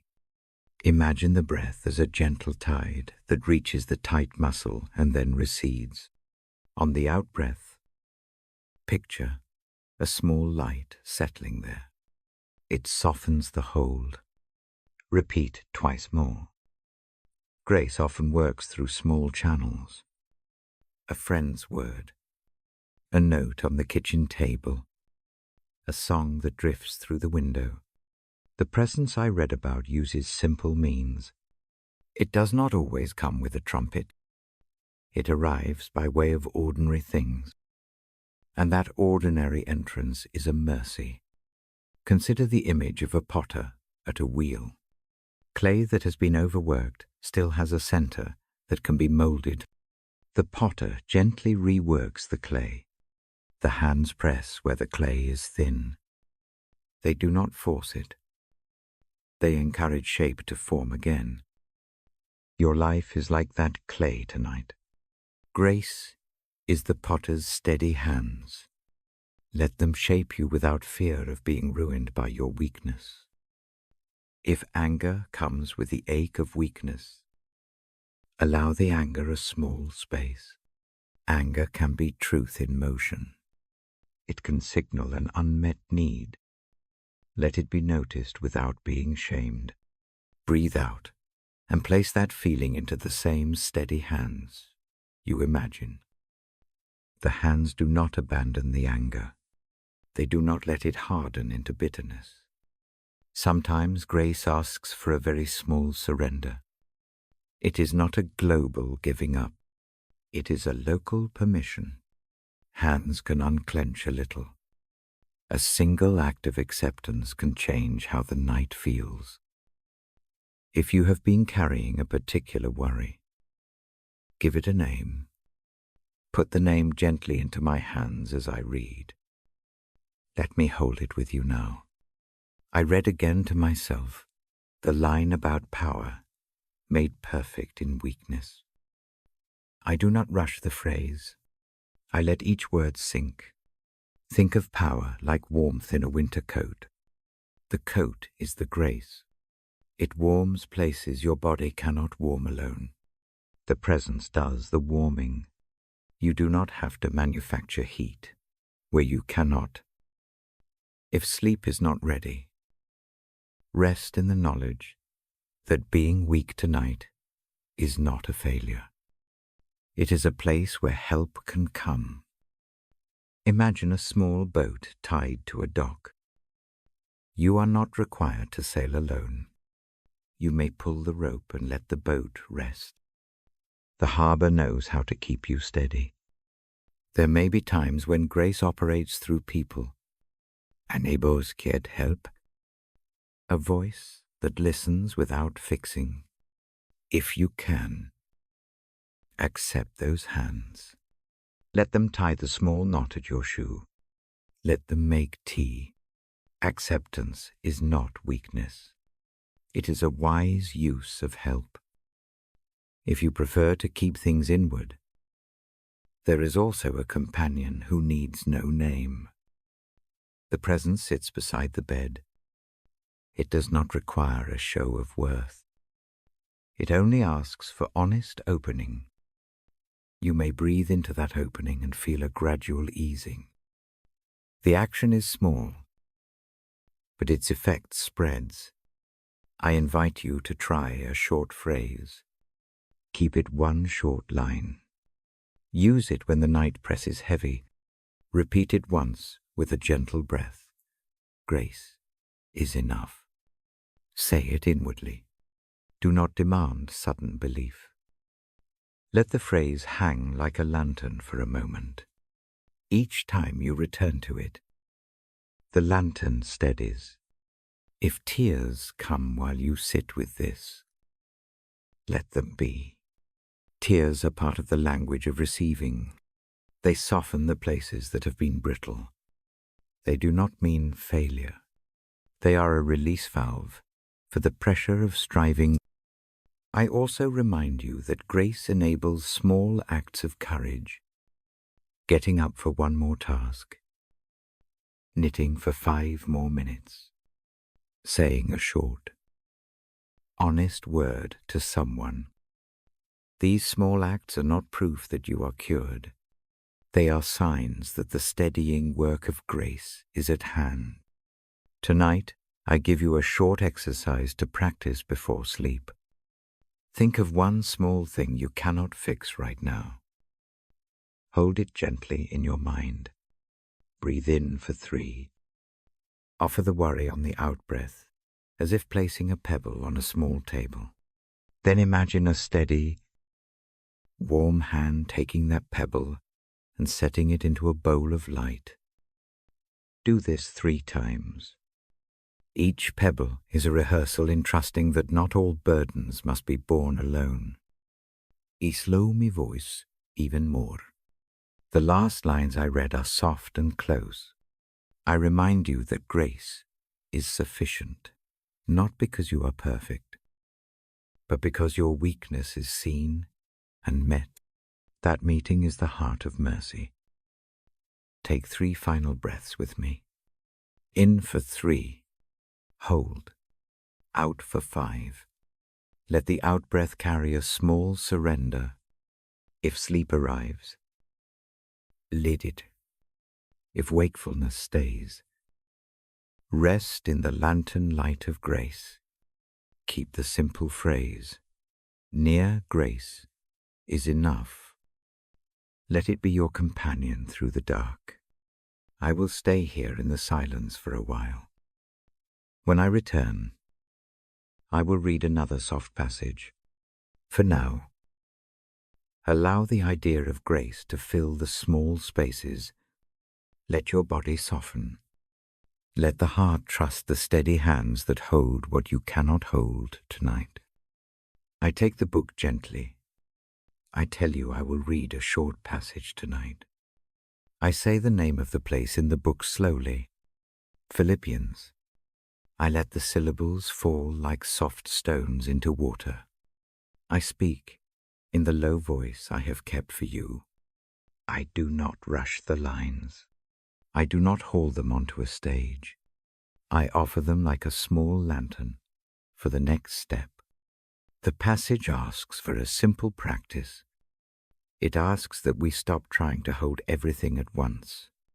It asks that we trade worry for a kind of prayer. I say this quietly. I say it as an invitation, not an order. I ask only that you try one small thing with me. First, notice the weight you carry tonight. It may be many small things. It may be one large knot. It sits somewhere in the body, the chest, the belly, the scalp behind the ears. Let the place be what it is. Do not push it away. Do not dress it up. Name its shape for yourself. A stone, a small clump of keys, a wet scrap of cloth. Call it something simple. I ask you now to put that image on a single slip of paper in your mind. Write no more than a single line. Make the line honest and short. It can be only a word.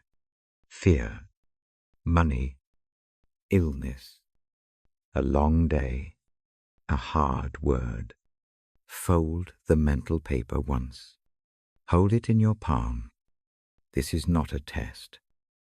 It is a way of making invisible weight visible for a moment.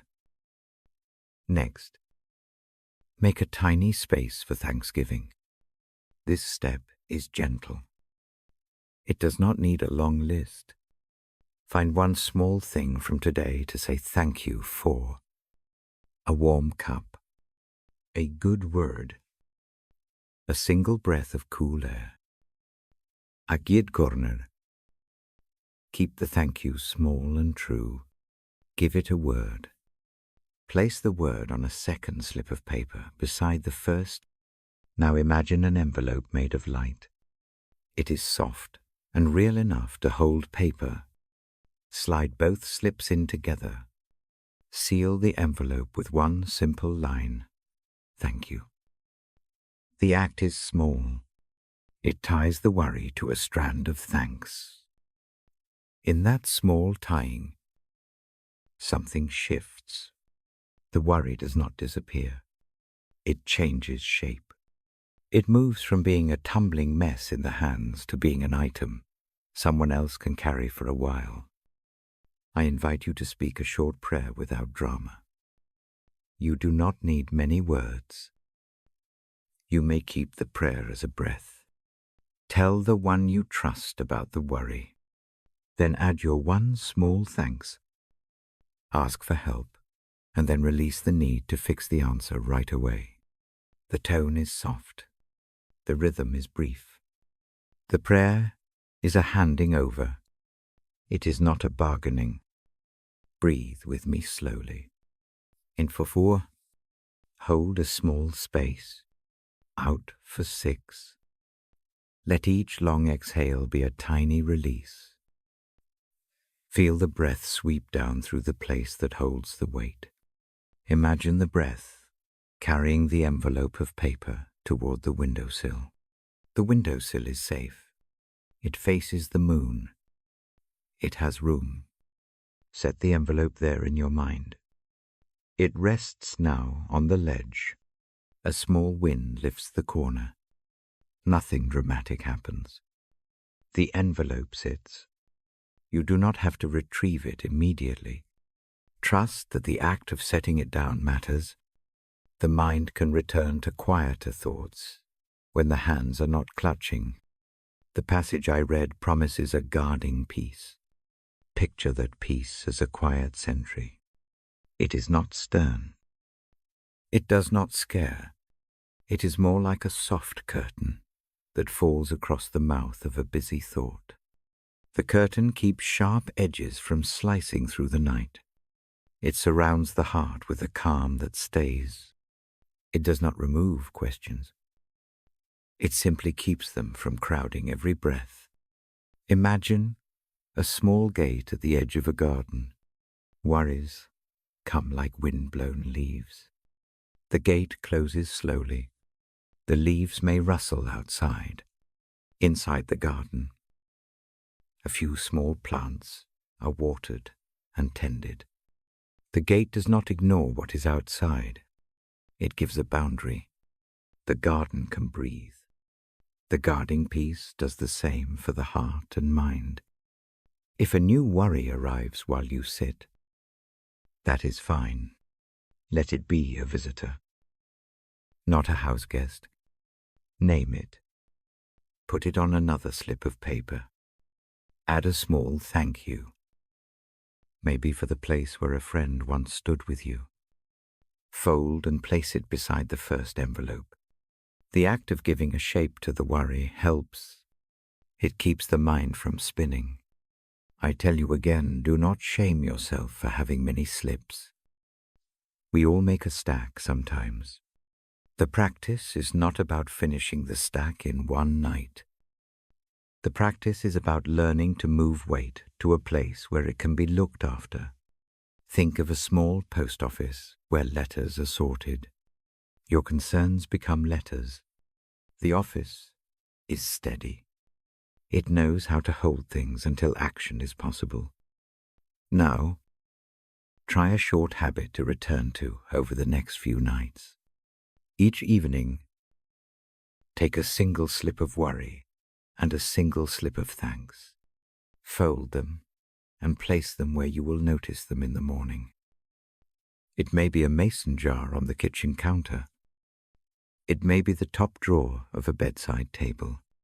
The spot is private and kind. Over time, the jar becomes a gentle archive of what you cannot solve in a night and what is still worthy of thanks. When the mind tells you that gratitude feels fake, choose a very small true thing to thank for instead.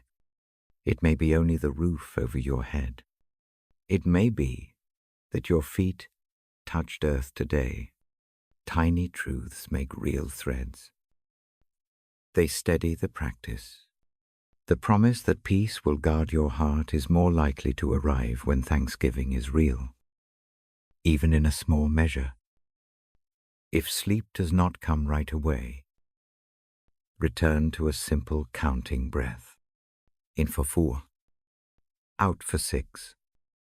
With the out breath, imagine the sentry pulling a soft cover over another worry.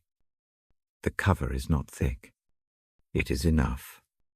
Each cover lifts stress from the shoulders by a fraction. The body remembers the repeated action as permission to rest. I offer one more gentle image. Picture a jar filled halfway with water.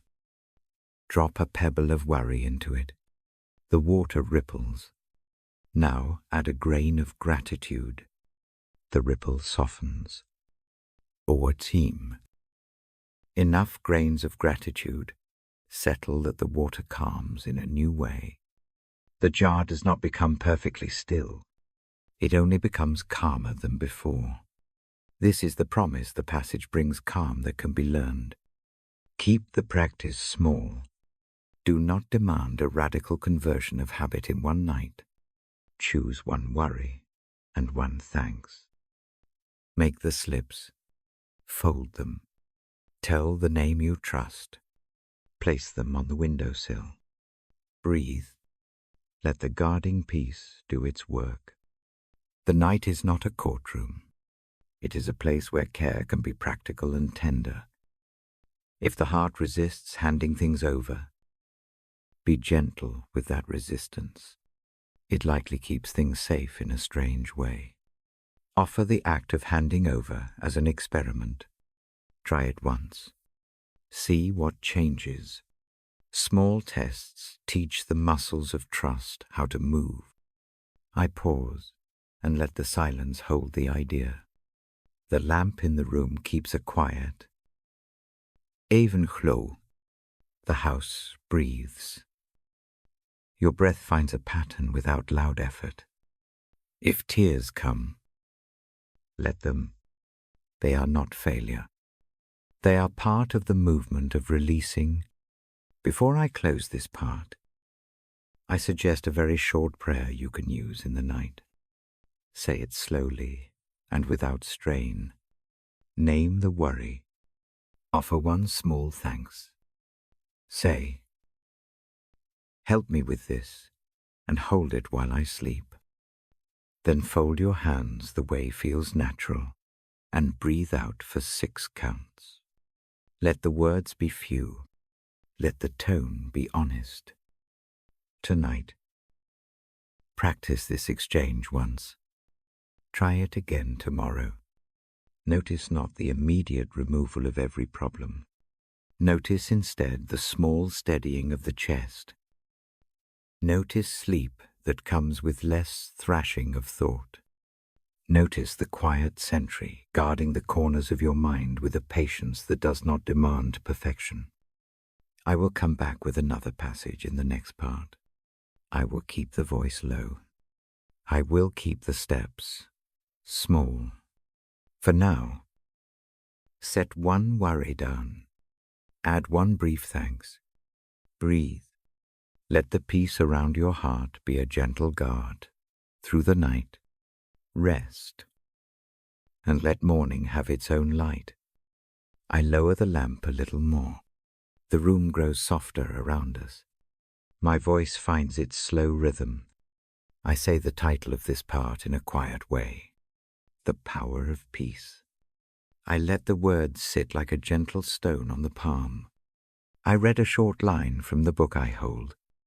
It asks us to bring cares to prayer with a thankful heart.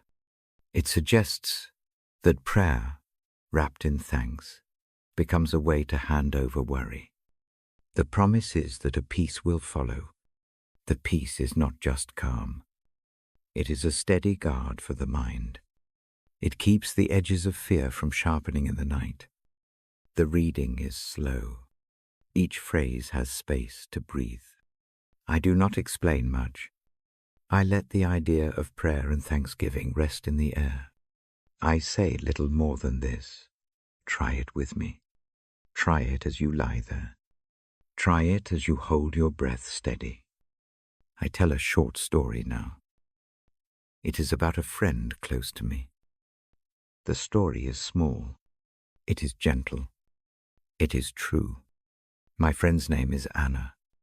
She arrives in the story the way some people arrive into a life you hardly notice at first. Then you realize a long, steady presence has anchored the days. Anna works with quiet hands. She makes small repairs and keeps lists of trivial things that matter. She laughs in a low way that sounds like a folded note. On the outside, she looks steady. Inside, some nights are stormy. For years, Anna lived with a restless mind. Sleep often slipped past her like a soft animal that would not be caught. Mornings arrived with a fog. Tasks took twice as long. Her shoulders carried a pressure that never quite eased. She tried many remedies. She tried strict schedules, Gitterrooms, earplugs, milk warmed on a slow stove. The nights continued to be long. One evening, after a day that left her tender, she came to me and asked if I could read with her. I had a small habit then, the same habit I keep now. That habit is to bring a short reading and a short practice. We sat side by side. The lamp kept a small circle of light on the table. The house around us held its breath. I read a line about bringing everything to prayer and making thanksgiving part of the asking. I did not frame it as a checklist. I did not promise a swift remedy. I simply offered a little way to try. We began slowly. She chose one small worry, the kind that had been whispering in her for days. I asked her to say the worry quietly in her mind, to put a single word to it. She chose the word alone. It fit the shape of what kept her awake. Next, I asked for one small thing she could thank for from that same day. Again, she named it inside. A cup of tea that was exactly warm. A neighbor who remembered to water her plants. The small thing was ordinary, not heroic. She placed both pieces into the quiet of the room. The two things sat together like twin stones. We practiced a simple breath prayer. Breathe in for 3 counts. Hold a whisper. Breathe out for 5 counts. On the in-breath, she imagined lifting the worry by name. On the out-breath, she released it, tied to the small thanks. The motion felt odd at first. It felt almost like mime, but the body learns new languages when a breath repeats kindly. After a few rounds, something shifted. It was not dramatic. Nusun engedikush. The chest eased by a fraction. The jaw unclenched a hair's breadth. The thought that had been busy did not vanish. It moved to a different place in the mind. The edges softened. The night began to seem like the long room it always had been. Not an enemy to be escaped. Anna practiced the same habit for weeks. Each night, she selected a single worry and a single thanksgiving. Some nights the list of thanks was long in the mind. Some nights it was only one tiny spark. That did not matter. The act of pairing the worry with gratitude taught a new muscle in the heart. The muscle learned to trust a small exchange. I watched her change in small ways. She stopped rehearsing worst-case stories in bed. She stopped reaching for tasks at midnight in a last attempt to fix everything. She rose with a sliver more patience. The peace that began in the breath slowly settled into her nights. When anxiety arrived, she had a simple ritual to hand it over. She did not need to argue with the fear or defeat it in a single battle. She offered it a place to be tended. One morning, some months later, Anna told me about a deep quiet she had felt at the edge of sleep. It held her like a gentle hand. She said the quiet felt like arrival rather than absence. The night was no longer an enemy. The practice had not perfected her, but it had changed where she went to meet trouble. Sleep began to return more often. Rest came as a friend rather than a stranger. There is a detail I keep with me from that time. One night after her practice, Anna left the curtains slightly open. Moonlight caught a thin line across the floor. She stepped outside for a moment. The air was cool and smelled of damp earth. She took one breath and noticed how the small things of the night crickets, a distant cœur, a neighbor's low voice did not have to be chased away. They could be part of the room she rested in. Her heart had learned to inhabit the present with less noise. I tell this story because peace is often not loud. It is the quiet that shows up when something else begins to let go. The peace God gives does not always come with firework. It comes as a steadying presence. It acts like a guard that keeps the mind from spiraling. It works best when prayer is simple and thanksgiving is true. If you would like to try Anna's practice tonight, I will invite you into it. The steps are small and fit the slow pace of sleep. E. Notice one worry. Keep the image small. Name it in one word. R. Find one small thing to thank for from today. Make it very specific. San. Breathe in for 3 counts. On the in-breath, hold the worry lightly in the mind. S. Breathe out for 5 counts. On the out-breath, release the worry tied to the thanksgiving. Wu. Repeat 3 times. Keep the voice in the head soft. Do not try to force a change. Let the breath do the work. As you do this, imagine a thin ribbon tying the worry to the thanks. The ribbon does not erase the worry. It gives it a place to rest. A ribbon is enough to keep the heart from clutching so hard that sleep cannot come. If a mind resists thanksgiving because the day felt too hard, choose the smallest true thing. Even the feeling of being safe under a roof will do. The practice is not about pretending.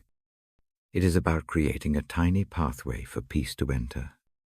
It trains attention to notice mercy when it appears. No matter how small, prayer here is not a performance. It is a low-voiced admission. I cannot hold this all night. Help. Thanks. The words are short. They are honest. They do not demand immediate fireworks. They invite a presence to stand at the bedside. After the practice, stay quiet for a moment. Let the breath find its own pace. Notice any lightness that arrives. If sleep comes, accept it without guilt. If wakefulness remains, repeat the steps, or simply rest in the small peace that you have made with the breath. I close this part with a brief blessing. May the peace you seek find you tonight. May prayer and thanksgiving be simple hands that pass burdens into steady keeping. May a calm that cannot be explained rest in the chest and guard the mind through the hours of sleep. When morning comes, may that peace help you rise with more patience to meet the small tasks of the day. Take 3 slow, soft breaths with me now. In for 3, pause a single moment, out for 5. Let the out-breath carry one small worry tied to one small thanks. Place them gently on the windowsill of the mind. Let the night tend them for a while. The lamp keeps a low glow. The house breathes. Stay where you are. Rest into the quiet you have made. When I return, I will read another short passage in the same low voice. For now, Let the power of peace do its gentle work. I lower the lamp almost to a whisper. The room listens. My voice stays very small. I tell you which line I hold in my hand tonight. It is a line from Isaiah, perfect peace for those whose minds are steadfast. Because they trust, I say it slowly and let the words hang. Like a bell with a soft clapper, perfect peace is not a flashy thing. It is not applause or a sudden fix. It feels more like a sealed room that holds warmth. It is a steady warmth that keeps the edges from biting. The phrase steadies itself inside me as I read it to you. I want the idea to become a place you can go, even for a short while. Minds that are steadfast do not mean minds that never notice pain. They mean minds that learn to stay. A steadfast mind is not an iron plate. It is a quiet compass. It points toward the thing we trust. It keeps turning gently back to that point when thoughts wander. Think of a small needle on a compass. Wind blows. Feet stumble. The needle still points north. That is the picture I invite. Trust is not a big event. It is a series of small acts. A single decision to hand something over. A soft permission to rest. Trust lands in the body before the mind agrees. It arrives as a shallow of breath. A slight release at the shoulders. A loosening at the jaw. When I speak of trust tonight, I am naming those small movements. I offer a short practice. Keep it small. Keep it true. Notice where the weight is tonight. Is it in the chest, behind the eyes, a hollow at the belly? Make the place clear in the mind without coloring it. Call it a single word.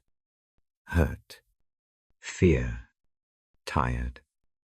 Say the word gently to yourself. Place your hand there. Fold the fingers around the spot like a cup. The hand is not a fix. It is the beginning of steadiness. Breathe in for 3 counts.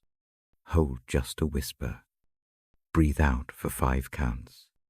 On the out breath, imagine setting the single word down on a small stone. The stone sits at the center of a quiet pond. Repeat this 3 times. Each round, let the chest loosen a fraction. Let the jaw soften a fraction. The stone stays. The pond does not need to be explained. It only needs to be a place that holds weight without being strained by it. I tell a small story, very short.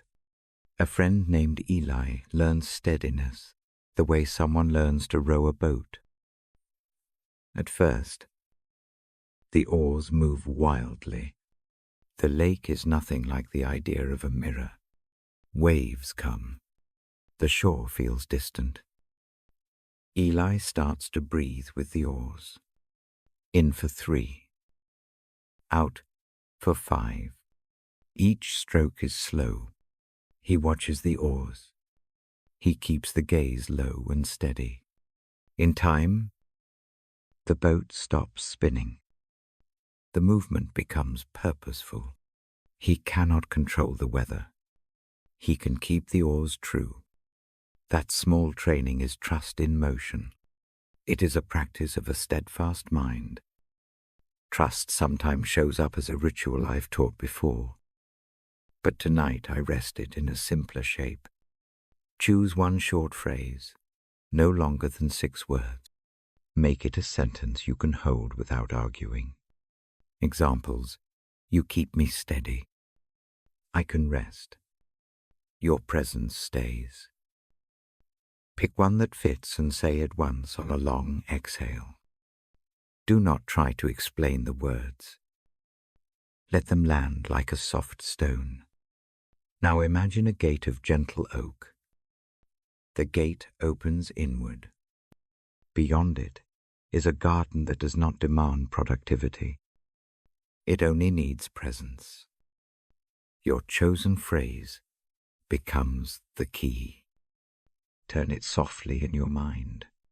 The gate opens an inch. Step in without carrying the whole pack. Leave one weight on a bench at the garden's edge. You can come back for more later. This is not a single heroic letting go. It is a pattern. The line in Isaiah uses the word perfect. That word can sound impossibly proud. Tonight, let perfect mean whole, not flawless. Perfect peace is a peace that covers the frayed edges. It does not erase the memory of the fire. It covers the charred wood with careful hands so that repair can begin. Think of a bowl that has a crack. Someone fills the crack with gold. The bowl holds water again. The scar remains. But the bowl is whole in a new way. I offer a very small image exercise. Close the eyes if that helps. Picture a lamp with a glass shade. The shade is clear enough to let light through, but thick enough to protect the bulb. The shade keeps the light calm and steady. The light inside the shade is the presence I read of. The shade is the steadfast mind. The glass does not fight the night. It keeps the light from being blown out by each stray thought. Trust is a companion that arrives slowly. It sometimes arrives when someone makes tea and listens.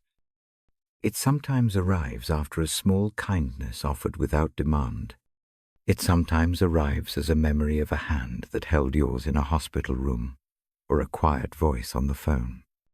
These small things teach the mind how to stay anchored. When worry pushes the thoughts like a strong tide, use the breath as the lifeline. Breathe in for 3. Hold a hair's beat. Breathe out for 6.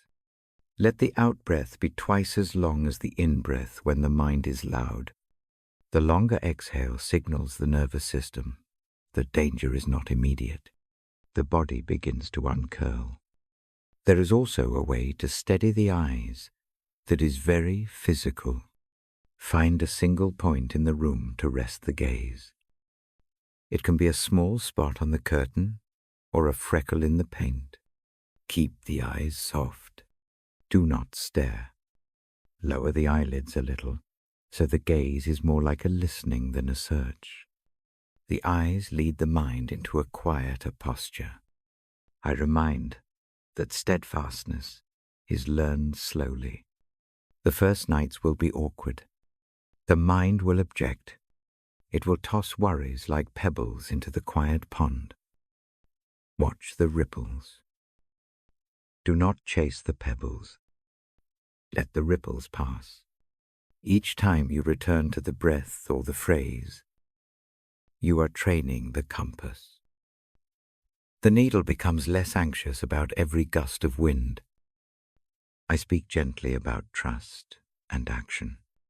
Trust does not remove the need for repair. It simply gives a steadier platform to act from.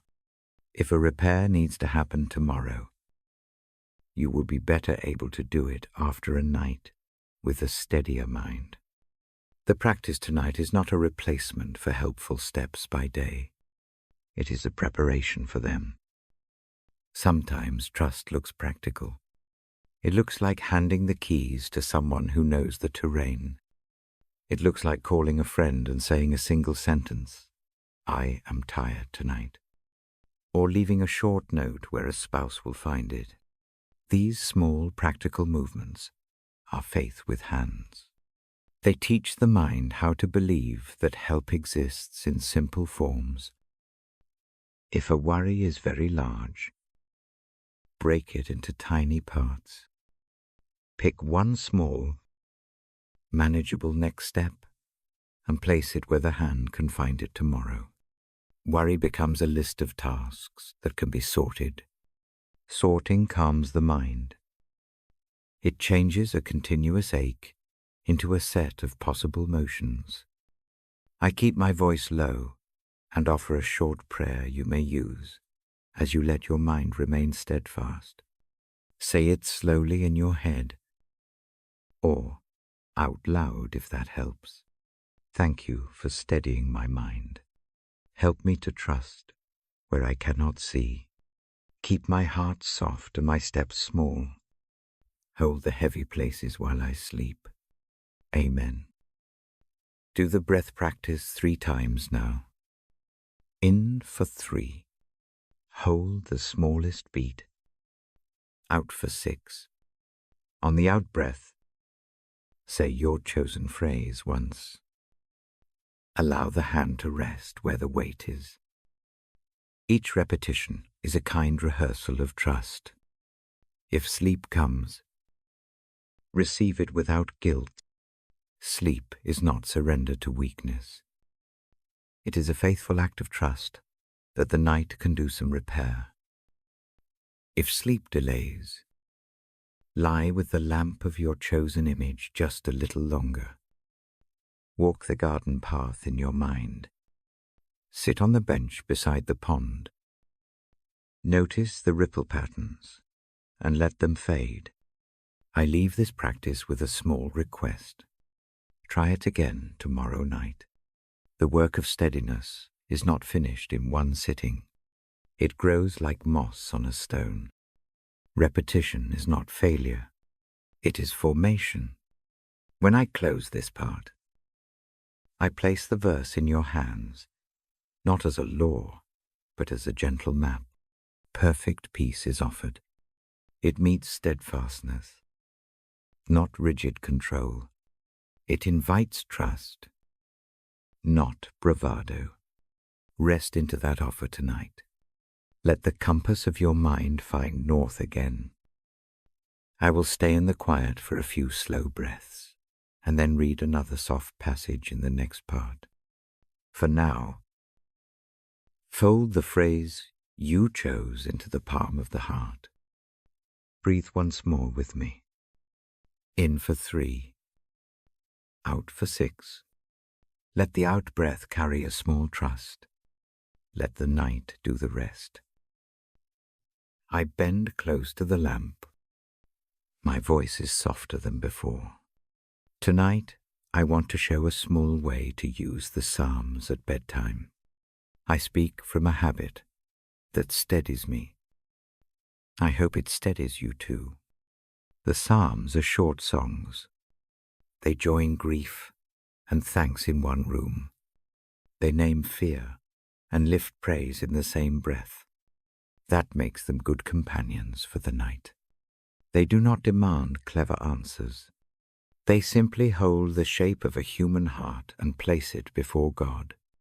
This is what I want us to try as simple, slow practice that fits the quiet hour.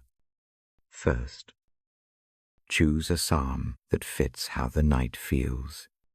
Choose one for sorrow if sorrow is close.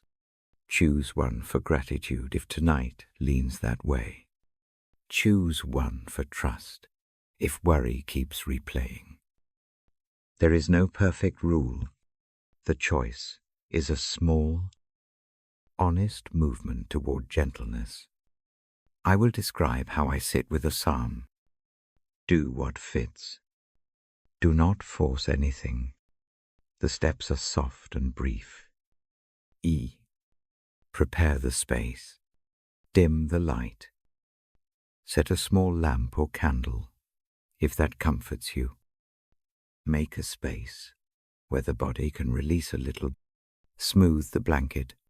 Shift so the neck is not locked. Let hands rest on the chest or at your sides. The room should feel safe enough to breathe. Ah. Read slowly. Open the page. Let the paper rustle be part of the listening. Read the psalm aloud in a voice that is low and unhurried. Let each line land like a pebble on water.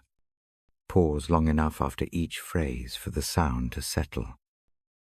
Do not hurry through familiar verses.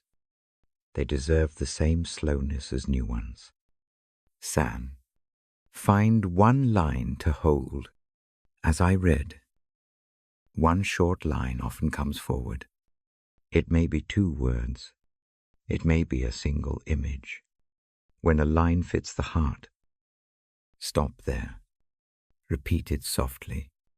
Say it on the in-breath or on the out-breath.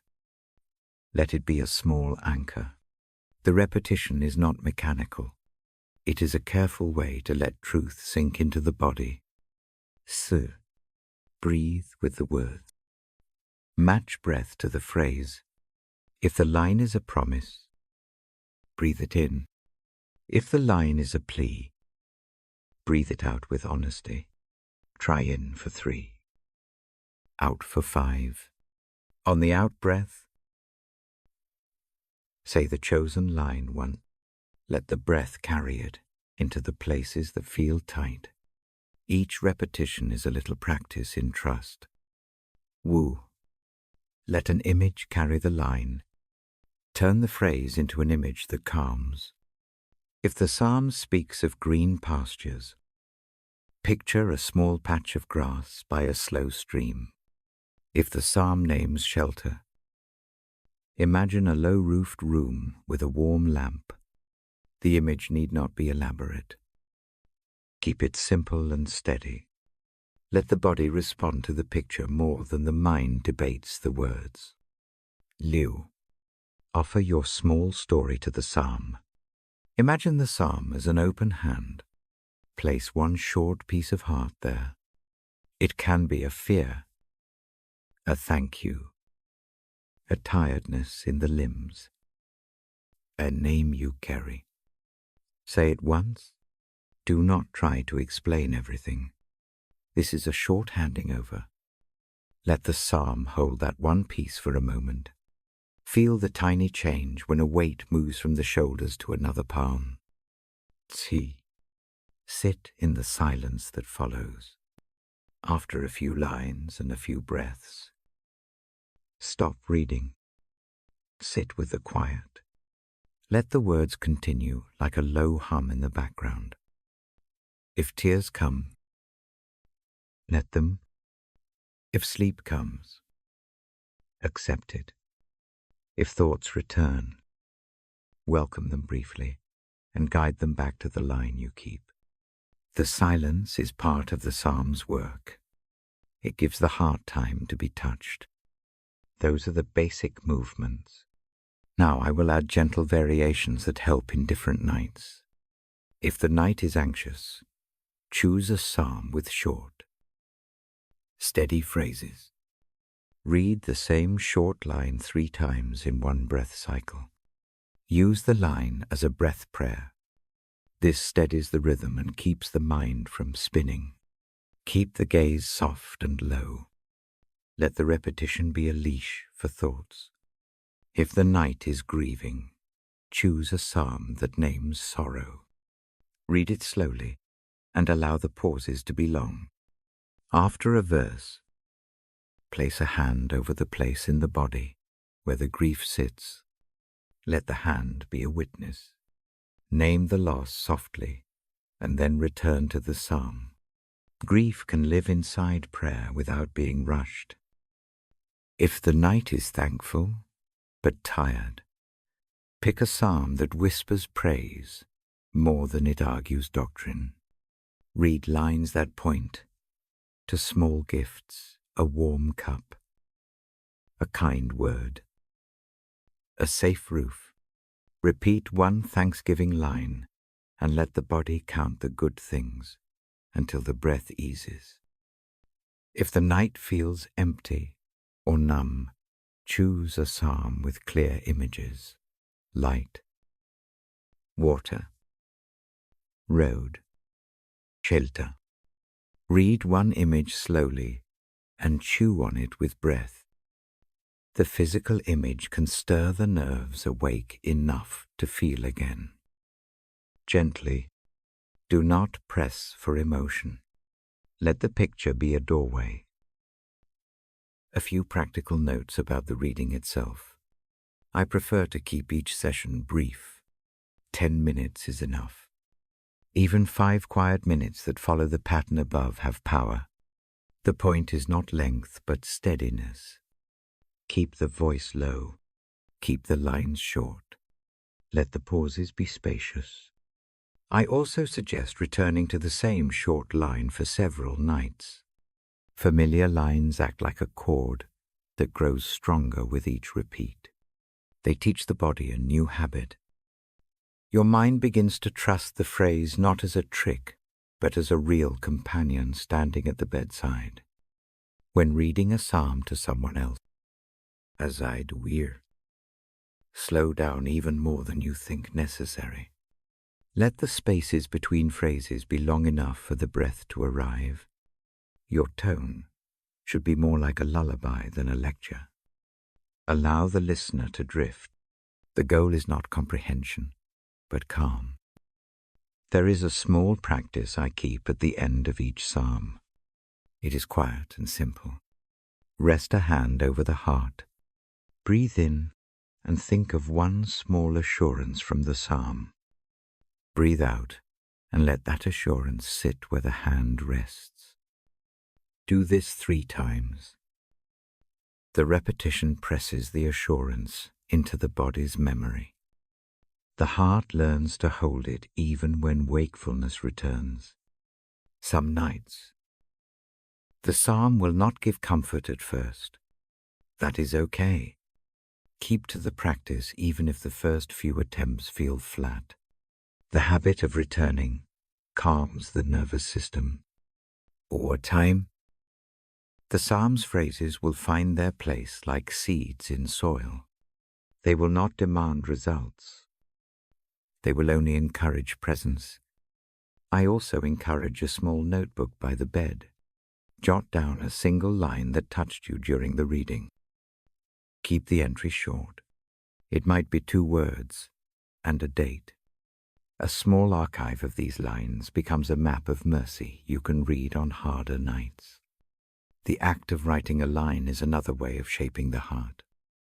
If sleep comes in the middle of the practice, that is a blessing. The last thing the mind hears matters. Keep the final words gentle and kind. Let them be the psalm's image.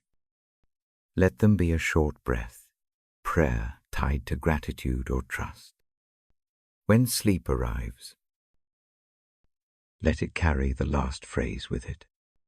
Tonight, if you wish, choose one short psalm and place it at the bedside.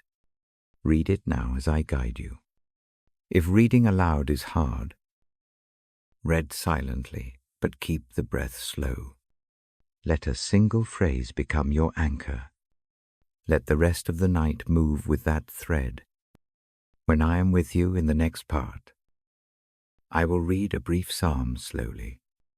I will shape each line so it can be a pillow for the body and a lantern for the mind. For now, pick one short line to hold. Breathe with it. Let it sit on the chest like a quiet hand. I close this part with a short invitation.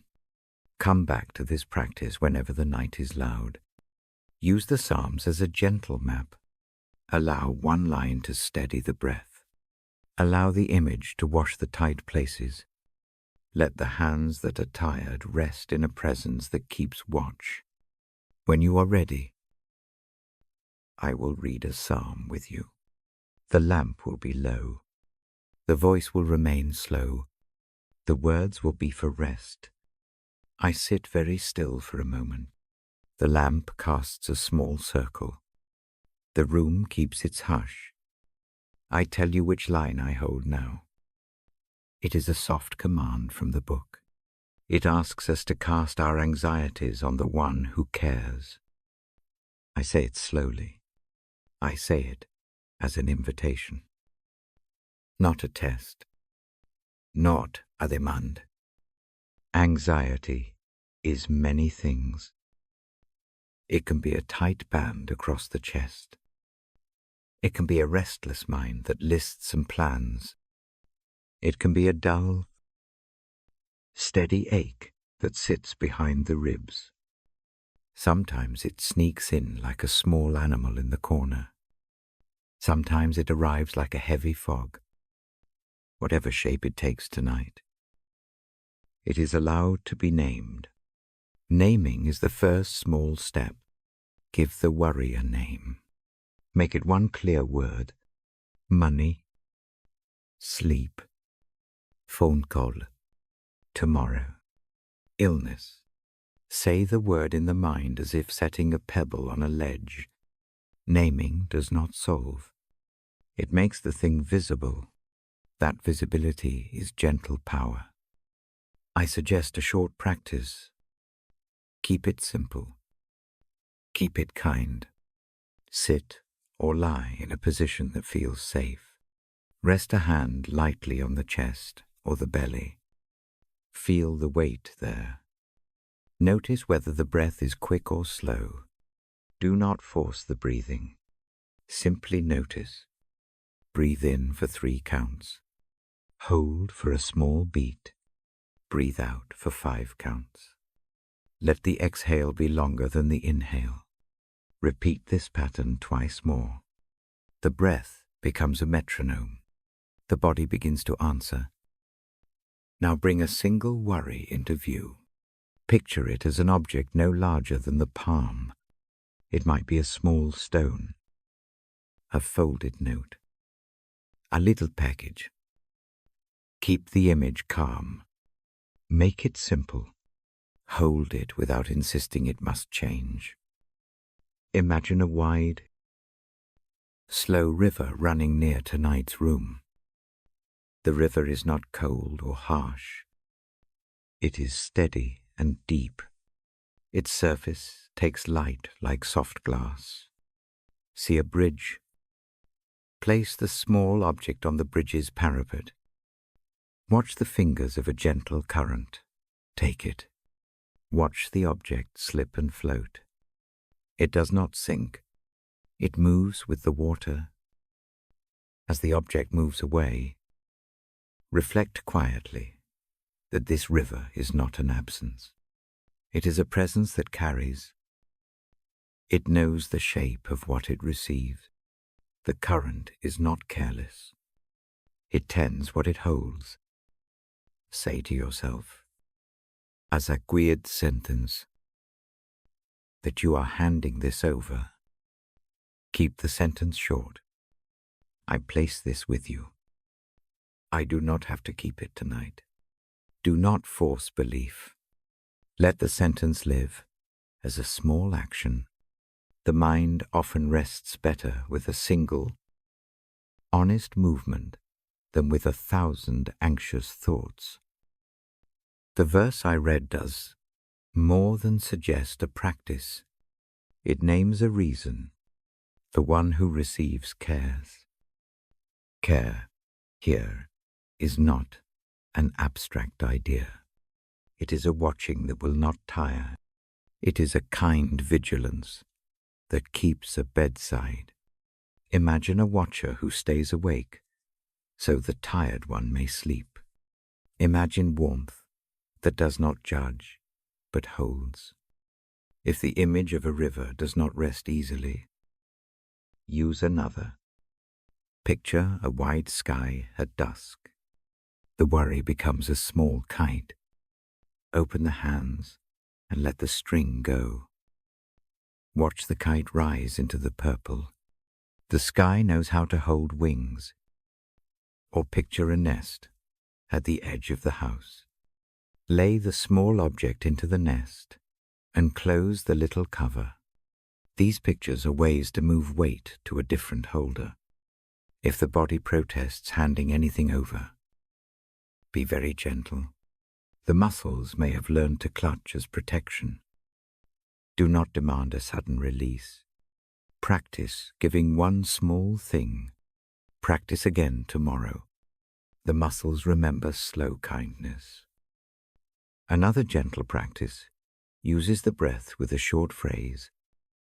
Choose 2 words you can repeat on an exhale. You might say, I hand over, or receive and keep. Inhale quietly. Exhale and say the phrase once. Let the words move from the mouth to the heart and then out. Repeat 3 times. The repetition trains a pathway that the mind can return to in the dark hours. I offer a simple physical act you can do before closing the eyes. Keep a small bowl near the bedside. Take a slip of paper. Write one worry on it with 1 word. Fold the paper once. Place it in the bowl. Set the bowl on the windowsill or a safe shelf. The bowl becomes a temporary place of holding. The act of putting the word away is a ritual. Rituals teach the body how to change rhythm. The gesture matters more than the paper. It is the movement that signals a transfer. Something moves from clenched hands into a place watched by something larger. If writing is not possible, imagine placing the thought into a postbox at the corner of the mind. Visual acts are real in the body.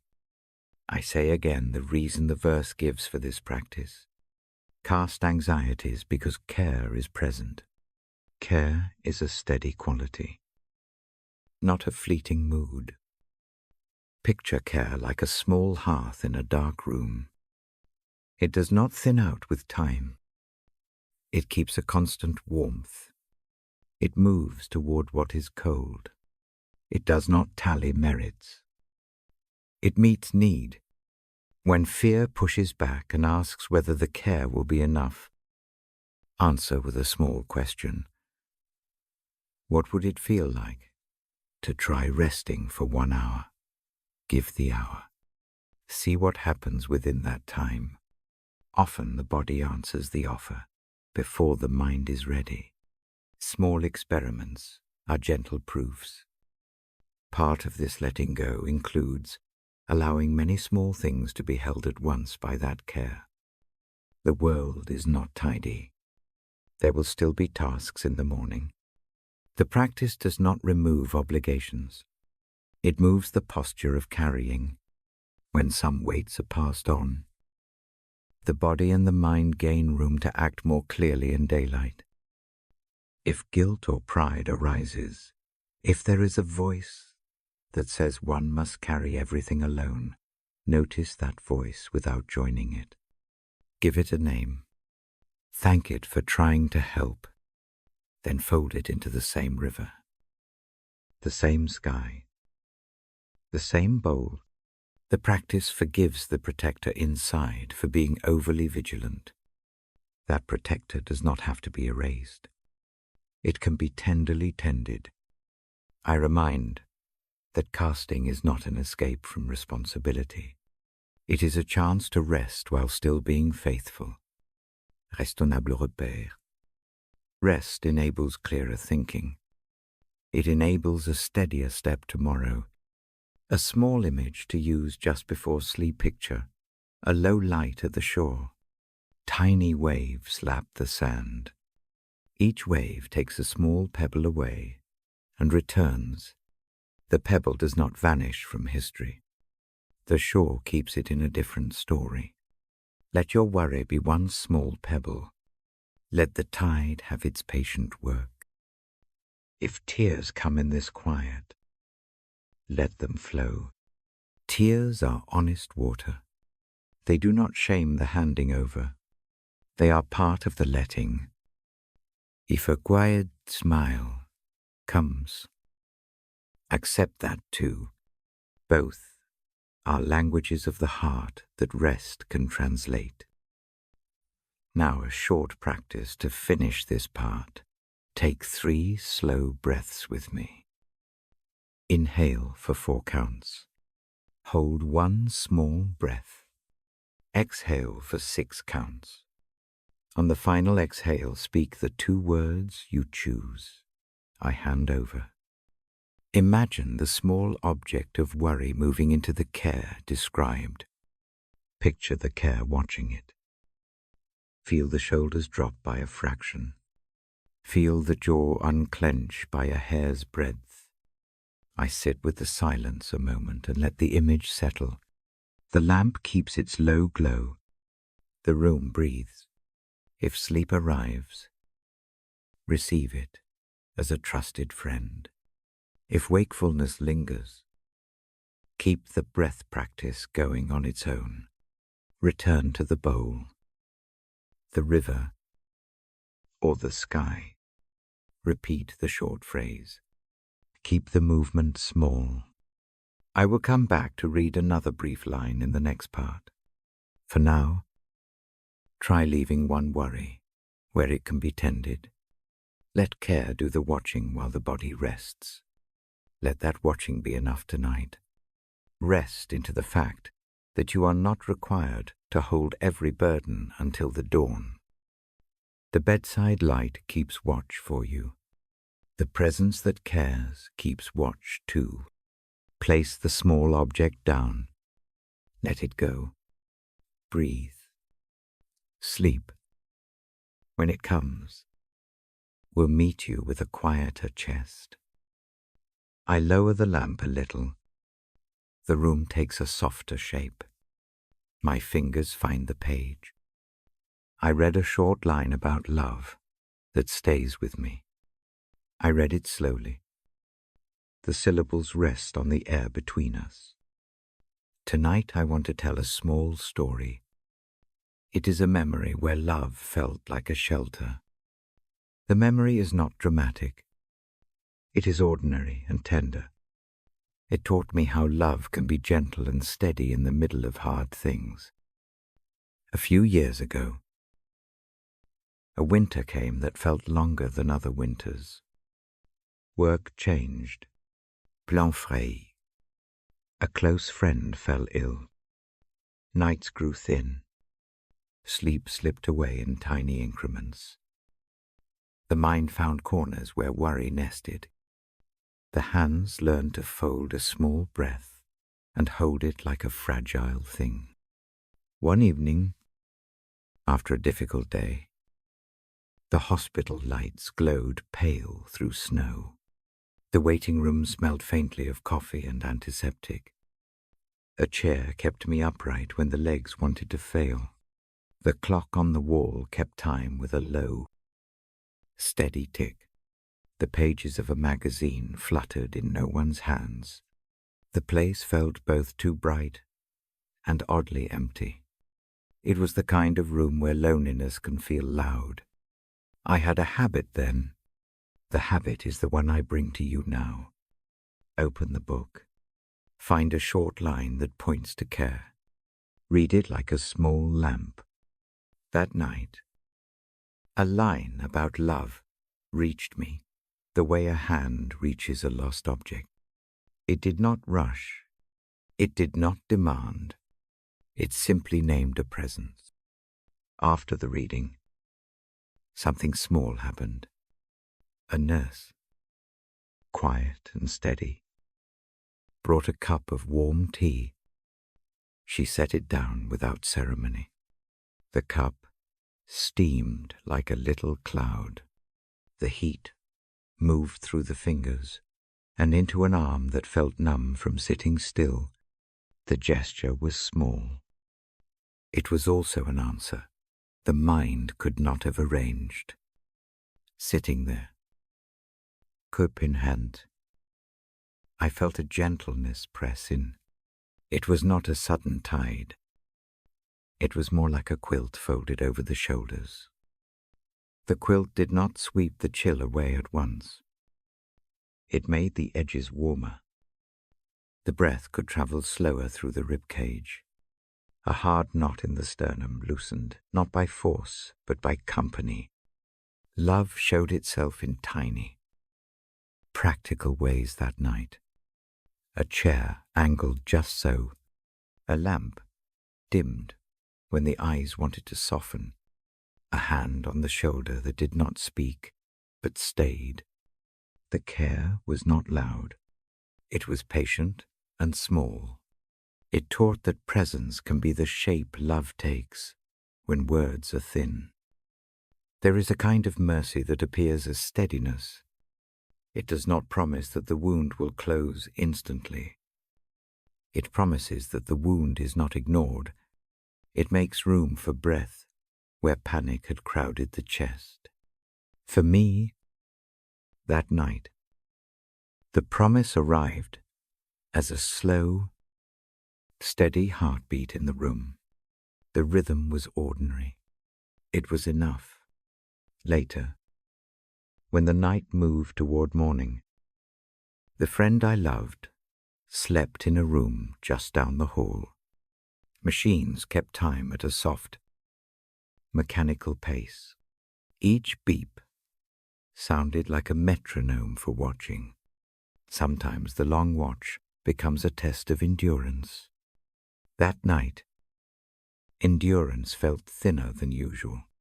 The body wanted rest, but the heart belonged elsewhere. So a small action was chosen. Walk the corridor. Breathe in the cold air at the window. Offer a short, quiet thought, and then sit again. Repeat the action when the mind lengths into worry. This ritual was not a solution. It was a way of living with care when answers were scarce. While taking those slow walks, a memory came to mind of a hand from childhood, a parent's palm that steadied a bike, a thumb that wiped a skinned knee with a patience that did not lecture. The memory was not about perfection. It was about one steady touch that taught safety. That recollection softened the edges of the night. God's love in that hour felt like that remembered touch. It was not a dramatic rescue. It was the hand that holds steady. It was a presence that arranges small comforts. Sometimes love is the person who brings a cup. Sometimes it is the memory that returns like a warm shawl. Sometimes it is a verse read slowly in a sterile room that becomes the anchor of being. I do not mean to turn suffering into a pleasant story. Pain and loss are real in the bones. What I want to name is the way love can come as a steadying force. It meets the raw places gently. It makes room for tears without offering quick fixes. It holds the hands that are too tired to pray and listens anyway. There is a practice I use when the night feels like a long road. It is simple and small. Place a hand where the weight sits. Breathe into that place. In for 3. Pause. Out for 5. On the out-breath, imagine a slow, warm light settling over the area. Not a light that brightens everything, but one that warms what it touches. Repeat 3 times. The motion teaches the nervous system that it can soften. That night in the hospital, each breath felt like a thin path back to steadiness. The tea cooled in the cup. The chair gave way to sleep for a short time. A small gratitude rose, not as a remedy, but as a way to notice the tender things, the touch, the quiet nurse, the lamp that stayed on low, saying thank you silently, is not a cure. It is a small practice that invites presence to settle deeper. Later, in the car, on the drive home, the snow fell like slow feathers. The road wore a hush. The hands on the wheel felt loose for the first time in days. A line from the reading returned love that keeps. It settled over the shoulders like a soft cloak. There was no grand epiphany. There was only the beginning of a clearer breath, and the sense that the world held room for the next step. I tell the story because it is the kind of comfort many of us can recognize. It may not fit the big language of triumph. It fits the quiet language of being met.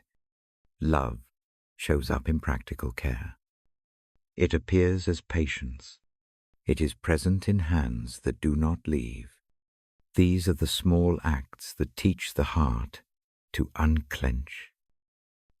If a name comes to mind as you listen, place it gently on the breath. Hold it without argument. Breathe in for 3. Breathe out for 5. On the exhale, imagine placing that name into a steady, warm hand. Picture the hand as patient and unhurried. Let the image be a brief ceremony of honor and release. Remember that love and care often travel by small gestures: a cup of tea, a steady glance, a lamp left on, a short verse read slowly. These gestures do not erase difficulty. They make the difficulty a place where mercy can rest. Before I move on, I invite a short practice to help the body remember that loving presence. Place one hand over the heart. Place the other hand on the belly. Breathe in and feel the rise. Breathe out and imagine the breath carried by a soft hand. Say one short line in your mind: I am held.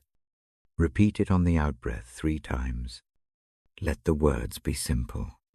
Let them land like a tiny stone on calm water. When sleep comes, let it carry the comfort with it. When wakefulness remains, keep the image of the gentle hands nearby. Use it as a quiet tool in times of need. Come back to the practice when the night grows loud. I close this part with a brief blessing for the hour. May the love that met me in a hospital waiting room meet you now, in whatever form you most need. May small acts of care come when they are needed. May a steady presence hold the tender places until morning. Rest, and know that you are not carrying everything alone. I will be here in the next part. I will read another brief passage. My voice will stay low. The words will be simple. For now, let the memory of a hand, a gub, and a lamp be a quiet invitation to rest. Breathe once more with me. In for 3. Out for 5. Let the exhale carry the small comfort into the night. I hold the page so the lamp does not catch the margin. The verse sits there like a small promise. I speak it slowly. The sound is low and steady. I say that the psalm invites a quiet surrender. Lying down in peace is not a trick. It is a practice. It is a choice, repeated softly each night. The promise is simple. The one who watches the world also watches the bedside. The one who keeps the stars in place keeps the small pulse of the heart. I describe the image the line gives me. Imagine a mattress that is wider than the worry. Imagine sheets that have the memory of rest stitched into them. Lying down is a small ceremony. Uncross the legs. Let the arms loosen. Turn the face toward the dark or toward a lamp that is only a whisper. Make the movement gentle, deliberate. The body listens to small motions. The mind follows when the hands do something ordinary and kind. The text says, God makes us dwell in safety. Dwell is a long word. It asks for staying, not a hurried stop. It is not a brief shelter. It is a place where the rooms of the life are kept warm. Safety here is not a guarantee that nothing will hurt. It is the steady fact that a presence keeps watch. The presence does not vanish when trouble passes through. It remains, patient and steady, a slow flame beside the bed. I invite a short practice now. Do it softly. No strain. No long lecture. Close the eyes or keep them nearly closed. Bring the right hand to the chest and the left to the belly. The body learns best through small physical signs. Place the palm where the heartbeat can be felt. Rest there for one slow breath. Breathe in for 4 counts. Feel the chest rise under the hand. Hold 1 small beat. Breathe out for 6 counts. On the out breath, imagine setting down 1 small thing onto the bed beside you. It may be a thought that circles. It may be a name that presses. See it as a small, carryable object. Put it down and step away a few inches. The act is tiny. The movement teaches the muscles that holding is optional. Repeat twice more. Each time, the object on the bed feels lighter. Each time, the shoulders drop a fraction. Surrender begins as small physical choices. No drama required. I tell a brief image to hold between breaths. Picture a house with a low porch light. The light does not aim to blind the dark. It simply marks the doorway. Someone sits inside, not because the night is gone, but to keep watch. The house is the place of dwelling. The porch light is the promise that the entrance is known and kept. Let that image be the map your mind returns to when the night wants to turn sharp. The verse asks for lying down in peace. Peace does not mean feeling nothing. It means feeling steadier than the noise suggests. It is the difference between a bare hush and a cared for quiet. Peace, in this sense, is like a quilt put over restless limbs. It does not stop all motion. It keeps the chill from reaching the core. I encourage a very small ritual of handing over. Keep it simple and concrete. Keep a small bowl or a jar at the bedside. When a worry becomes a weight too heavy for the hands, write a single word on a scrap. Fold it once. Place it in the jar. Close the lid. The jar is not magical. It is a habit maker. The act of naming and placing makes the invisible visible and therefore manageable. Over time, the jar becomes a quiet witness to the things you do not have to hold every night. If writing is not possible, make a mental motion instead. Picture an envelope of light. Slide the worry into the envelope. Seal it with a single thought: I rest. Now, put the envelope on the windowsill of the mind. The motion is the same. It is a small signal to the body that the hands do not need to clutch the entire map of tomorrow. Surrender fully into God's trust is the line the verse brings. Trust is not a one-time heroism. It is a series of small reopenings. Trust looks like a hand that unclenches by a finger. Trust is a breath that lengthens when the jaw gives up its tightness. It is permission rather than proof. When fear rises, name it without argument. Make it a short word. Fear money. Fear health. Fear alone. Speak the word into the quiet and then breathe it out into the jar. The envelope, or the imagined river. The act of naming loosens fear's hold. Naming is a small honesty that the night learns to accept. I read a sentence from the Psalms slowly to steady the hearing. The sound of a verse, spoken calmly, is a medicine. The mind accepts when it is ready. Let the cadence be steady and soft. Hold the pause between phrases long enough for breath to find its rhythm. The silence between words is the place the promise can sit. I offer an image of safety that is gentle and useful.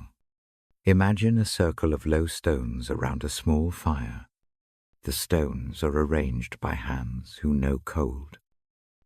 The flame does not go out. It warms what it touches. Sitting near the circle does not make the world perfect. It protects the immediate space. Think of the heart like that shared space.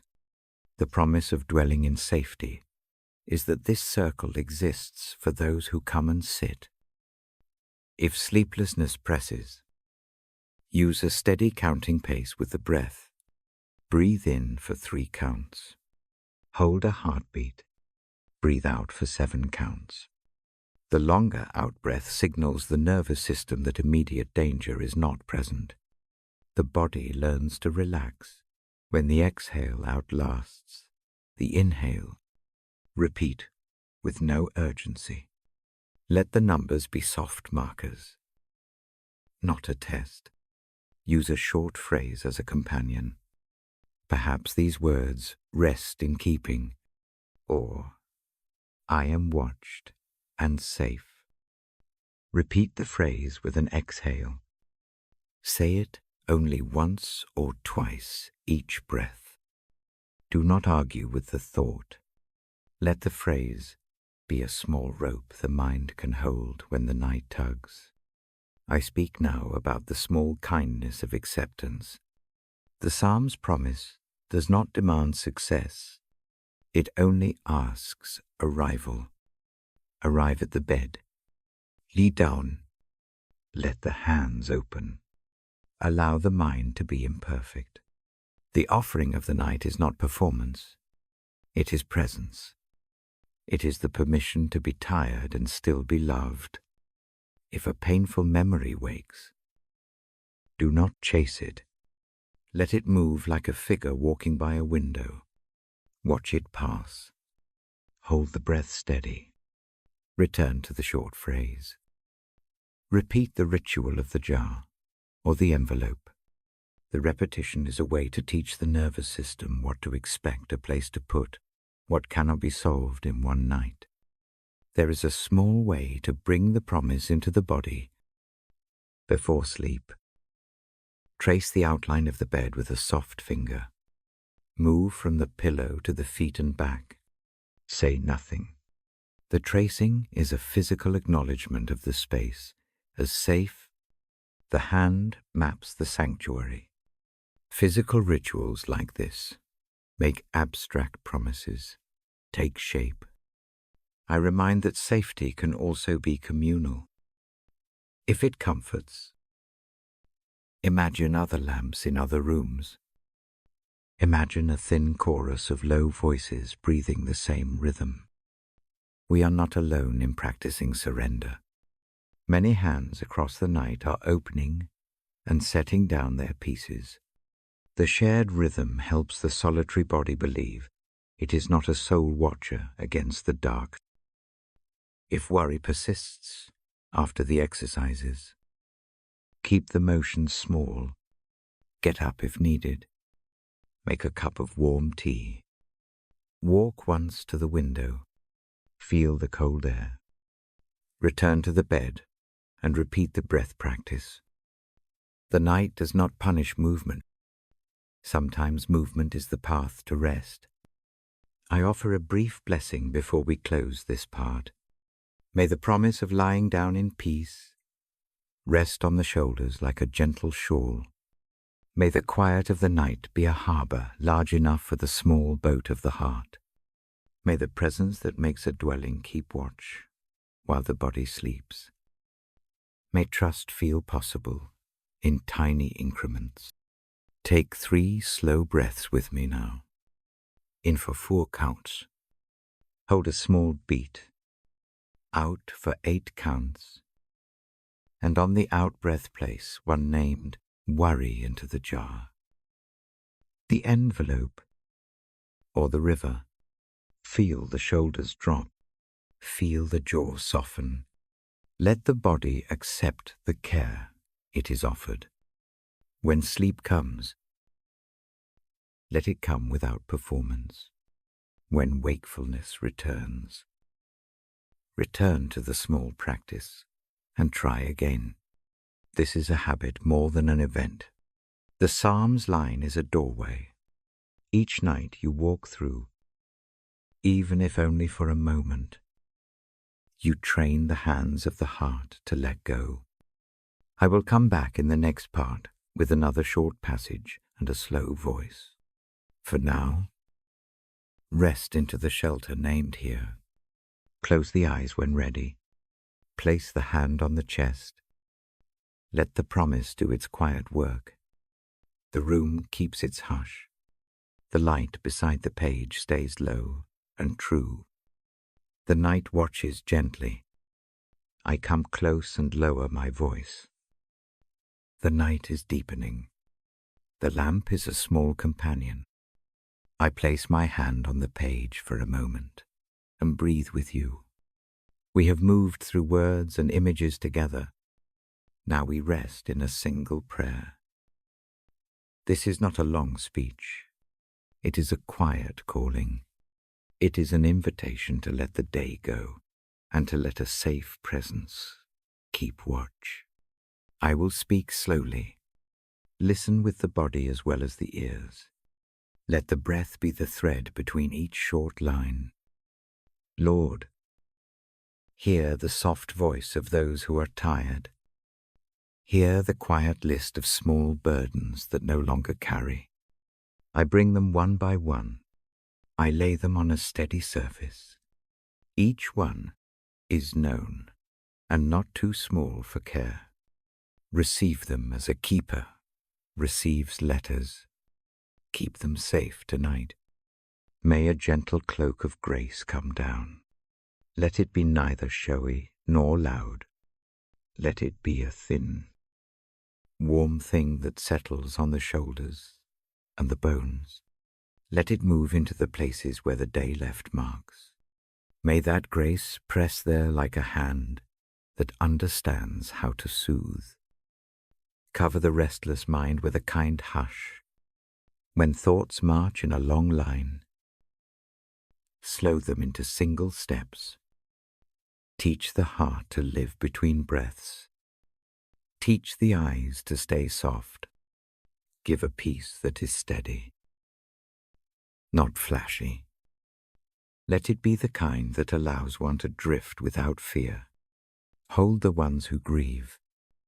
Hold the ones who miss someone tonight. Hold the ones whose work will still wait at morning. Hold the ones who simply feel empty. Keep a steady presence beside them. Let presence arrive not as a list of answers, but as a warm hand on the back. Let tears be welcome and not hurried. Let weeping do its gentle work. For those whose bodies ache, send a quiet healing, not necessarily sudden cure. Send a slow mending that happens in the dark. Soften the muscles that have clenched. Ease the places that burn.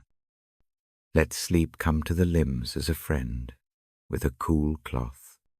For those who carry fear about tomorrow, make the near hours firm and safe. Give a calm that keeps the small door locked and the mind from racing. Let the immediate be enough tonight. Teach trust in small steps. Help hands to unclench just a little. Let that unclenching be enough for now. Bless the lonely. Sit with the vacant chair. Be the company that does not demand words. Let a memory that comforts come like a lamp opening in the chest. Bring a single face or a small kindness into the mind that warms instead of stings. Let the loneliness feel less absolute. For those who have wronged or been wronged, bring a quiet mercy that is patient and wise. Let forgiveness come as a practice, not as a performance. If it is too soon, do not force it. Give the space to start with one small letting go, a tiny hand on the knot, and then another. Teach the heart to carry less by degrees. I ask protection for sleep itself. Keep sharp things away from the bedside of the mind. Turn down the volume on the urgent. Make the night a harbor where things can float and be examined by morning. If dreams come, make some of them gentle. If wake-ups happen, bring reminders of steadiness. Let the body take back hours it lost in worry. Bless the watchers and the workers who must move this night. Let tired hands find a moment to breathe. Keep their steps steady. Provide small, practical mercies. A warm cup. A quiet corridor. A safe return. Let the duty they carry be lightened by unexpected kindness. For children, and for those who stand small and vulnerable, send a tenderness that is like a parent's breath at the nape of the neck. Let safety feel like a shawl. Let sleep arrive without the weight of explanations. Keep the night simple and holy for them. Hold those who are tempted to stir and plan through the dark.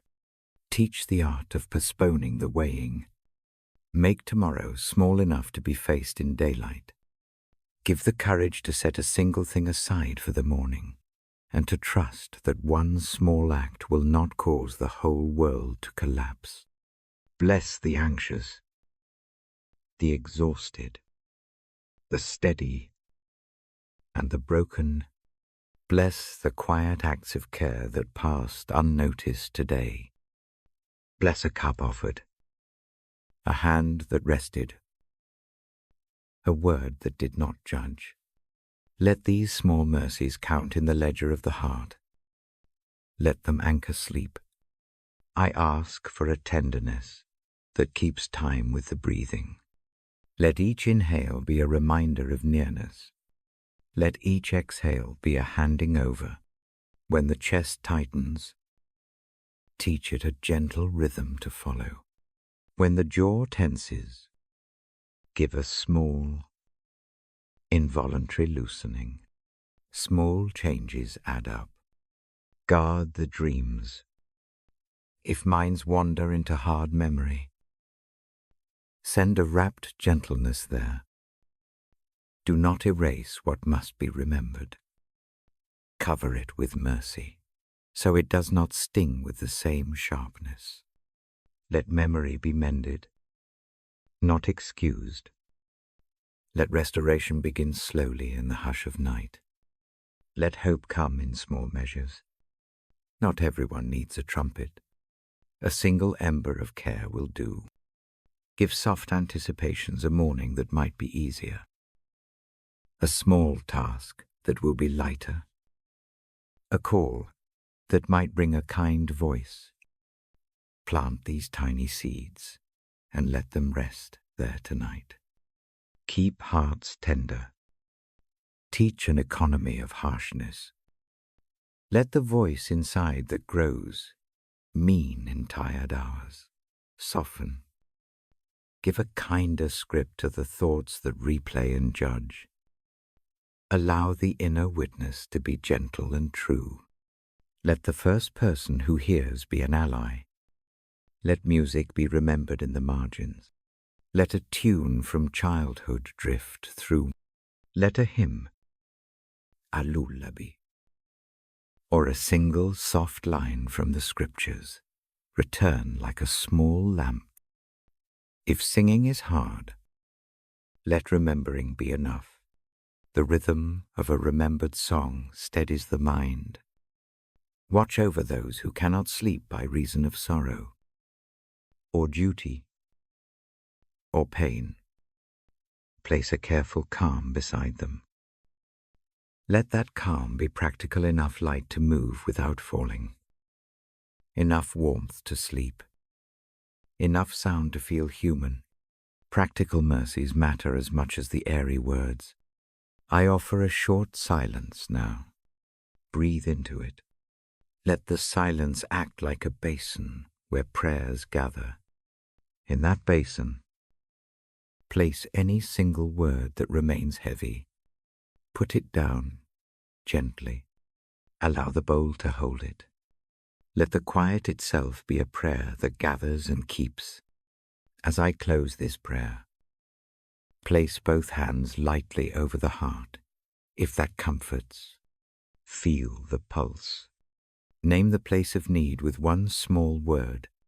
Then release the word upward. Trust that what you cannot carry tonight is being kept. The act of handing over is a small obedience to mercy. May grace be the first thing you encounter when your eyes drift closed. May peace be the cushion beneath the mind. May mercy watch each breath. Let these be simple facts of the night. Note de mort. Sleep is not a failure. Sleep is a gift. Receive it without guilt. I will speak a brief blessing now. Slow and soft, may you rest. May dreams be kind. May waking bring a clearer heart. May hands be steady for what you must do. May a quiet courage rise in you with the morning light. Receive this blessing as a small lantern until dawn. Stay with the breath for a few slow cycles. Inhale slowly. Hold a pause. Exhale smoothly. Do this 3 times if it helps. Let each exhale let go of one small worry. Let each inhale take in one small truth you are cared for. You are not alone. When sleep comes, let it take what it will. Let the night do its quiet work. If wakefulness returns, meet it as a companion rather than an enemy. Breathe. Place the hand again over the heart. Repeat the small handing over. The practice is gentle. The practice is faithful. I will stay with the hush for a moment longer. I place the page down like a soft book. My voice softens into silence, so the room can fill with quiet. When I return for the last short part, it will be a small benediction and a final, tender good night. For now, rest. Let grace and peace settle you. Sleep well. I come close to the lamp one last time. My hand rests on the page. The room is steady and small. The world beyond the window is quiet. I speak now as one who has read scripture beside you. My words are short and soft. They are a benediction for the night. May mercy find the places where the skin thins. May warmth press into the cold parts. I ask that a calm, careful light settle over your shoulders. Let it be neither loud nor sudden. Let it be the kind of light that keeps watch without asking for answers. I place a blessing on your sleep. May the first breath you take when you lay down carry a little relief. May each slow exhale loosen what has clutched too tight. If the chest is heavy, may it feel a slight lift. If the mind is awake, may a single still point appear. Rest can begin with one small fact. The body is allowed to let go. I speak a simple prayer for protection. Keep safe the small hours.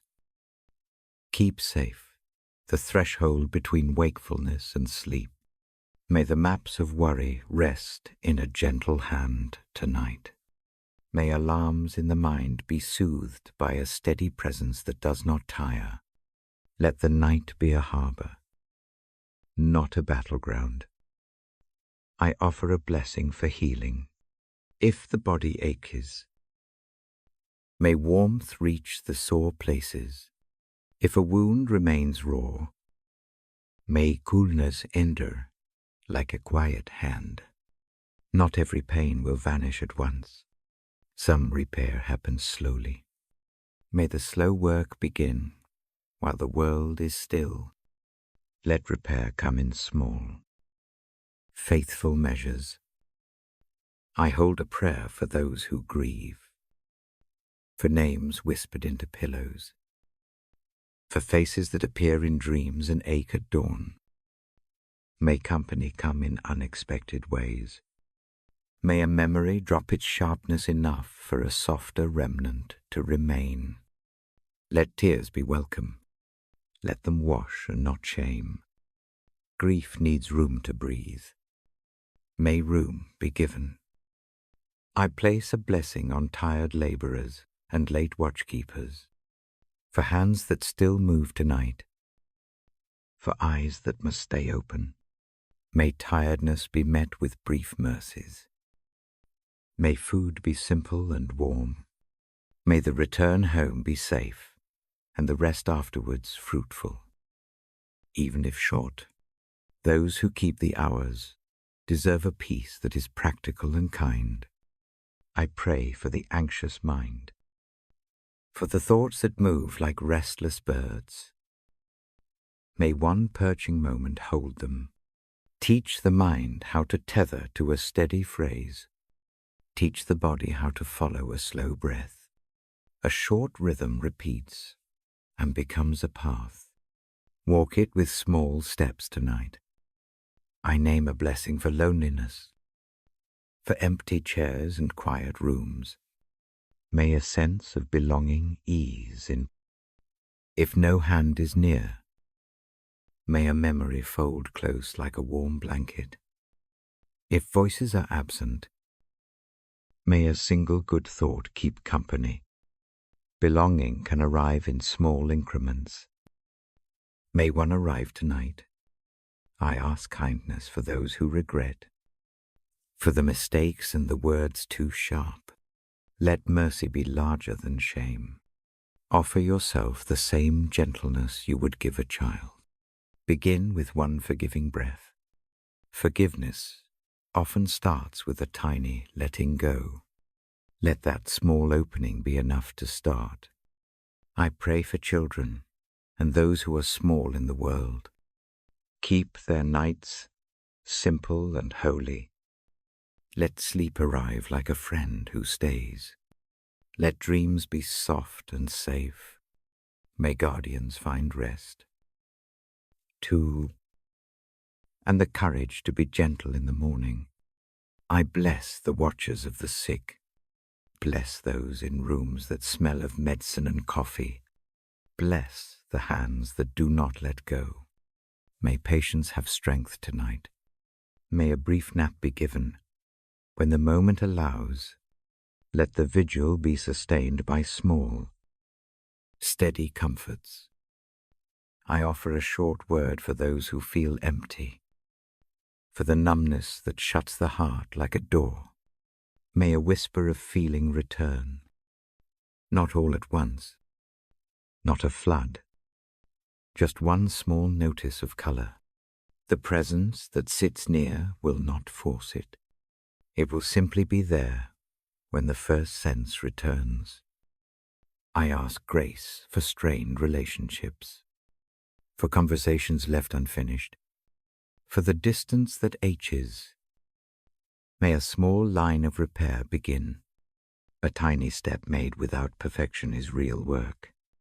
May the night give patience enough to try again tomorrow. I pray for strength that looks like gentleness, for bravery that is soft, for courage that takes one more breath and lays one more small thing down. This strength will not shout. It will steady with quiet steps. May such strength be present in you tonight. I remember those who need direction, for choices that wait and roads unclear. Give clarity for the next small move. Not all answers come at once. Many come in the day's light. For the night, give enough discernment to sleep. Let the mind rest and return to decisions refreshed. I lay a blessing on families and households. for the rhythm that ties people together, for the small duties of care. May a kindness be offered tonight, a dish warmed, an extra blanket, a gwaed node. Small mercies stitch a life. May stitches hold. I speak a prayer for those who cannot forgive, for the stubborn store of hurt. May the first loosening happen gently, not for the offender only, but for the one who bears the chain. Forgiveness unbinds the bearer more than it erases guilt. May unbinding begin as a small, secret act.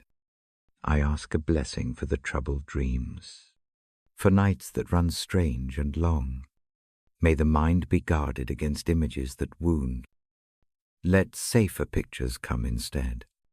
Call to mind a calm shore, a lamp at a window, a hand that knows the map. Picture what soothes. Invite it in. I offer comfort to caretakers of memory, for those who keep photographs and stories, for those who return to the shelf again and again. May the past be honored and not haunt. May remembering become less a knife and more a quilt. I lay my hand on the page and speak this final prayer slowly. God of steady light, God of small mercies, be with these sleepers now. Keep a watch over every bedside. Meet each breath with presence. Hold the names we carried in silence. Keep a gentle company. Bless the coming hours with rest. Bless the rising with new patience. I do not promise a world without trouble. I do promise this. You are not alone in the night. Some presence keeps its vigil. Some love asks, no proof. Trust what is small and faithful. Trust the breath that returns. Trust the hand that does not let go. If you wish, return to the short phrases we used. Breathe with them. Let them become part of the first thing you remember in the morning. Keep one small practice, a breath, a name, a giving over. These will serve as a soft rope back to peace. I will close the book now. My voice becomes very low. The lamp is nearly seam of light. Rest comes like a tide. Let it carry you gently. Sleep when it will. If wakefulness arrives, meet it with patience rather than panic. Repeat a slow breath. Repeat a small phrase. The night can teach steadiness.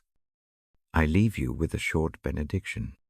May grace meet you where you are. May peace keep your heart. May mercy soften your wound. May hope return in small steps. May God's presence be near in every breath, and especially in your rest. Good night. I stay in the hush for a few slow breaths. Then I close the light and let the quiet keep watch.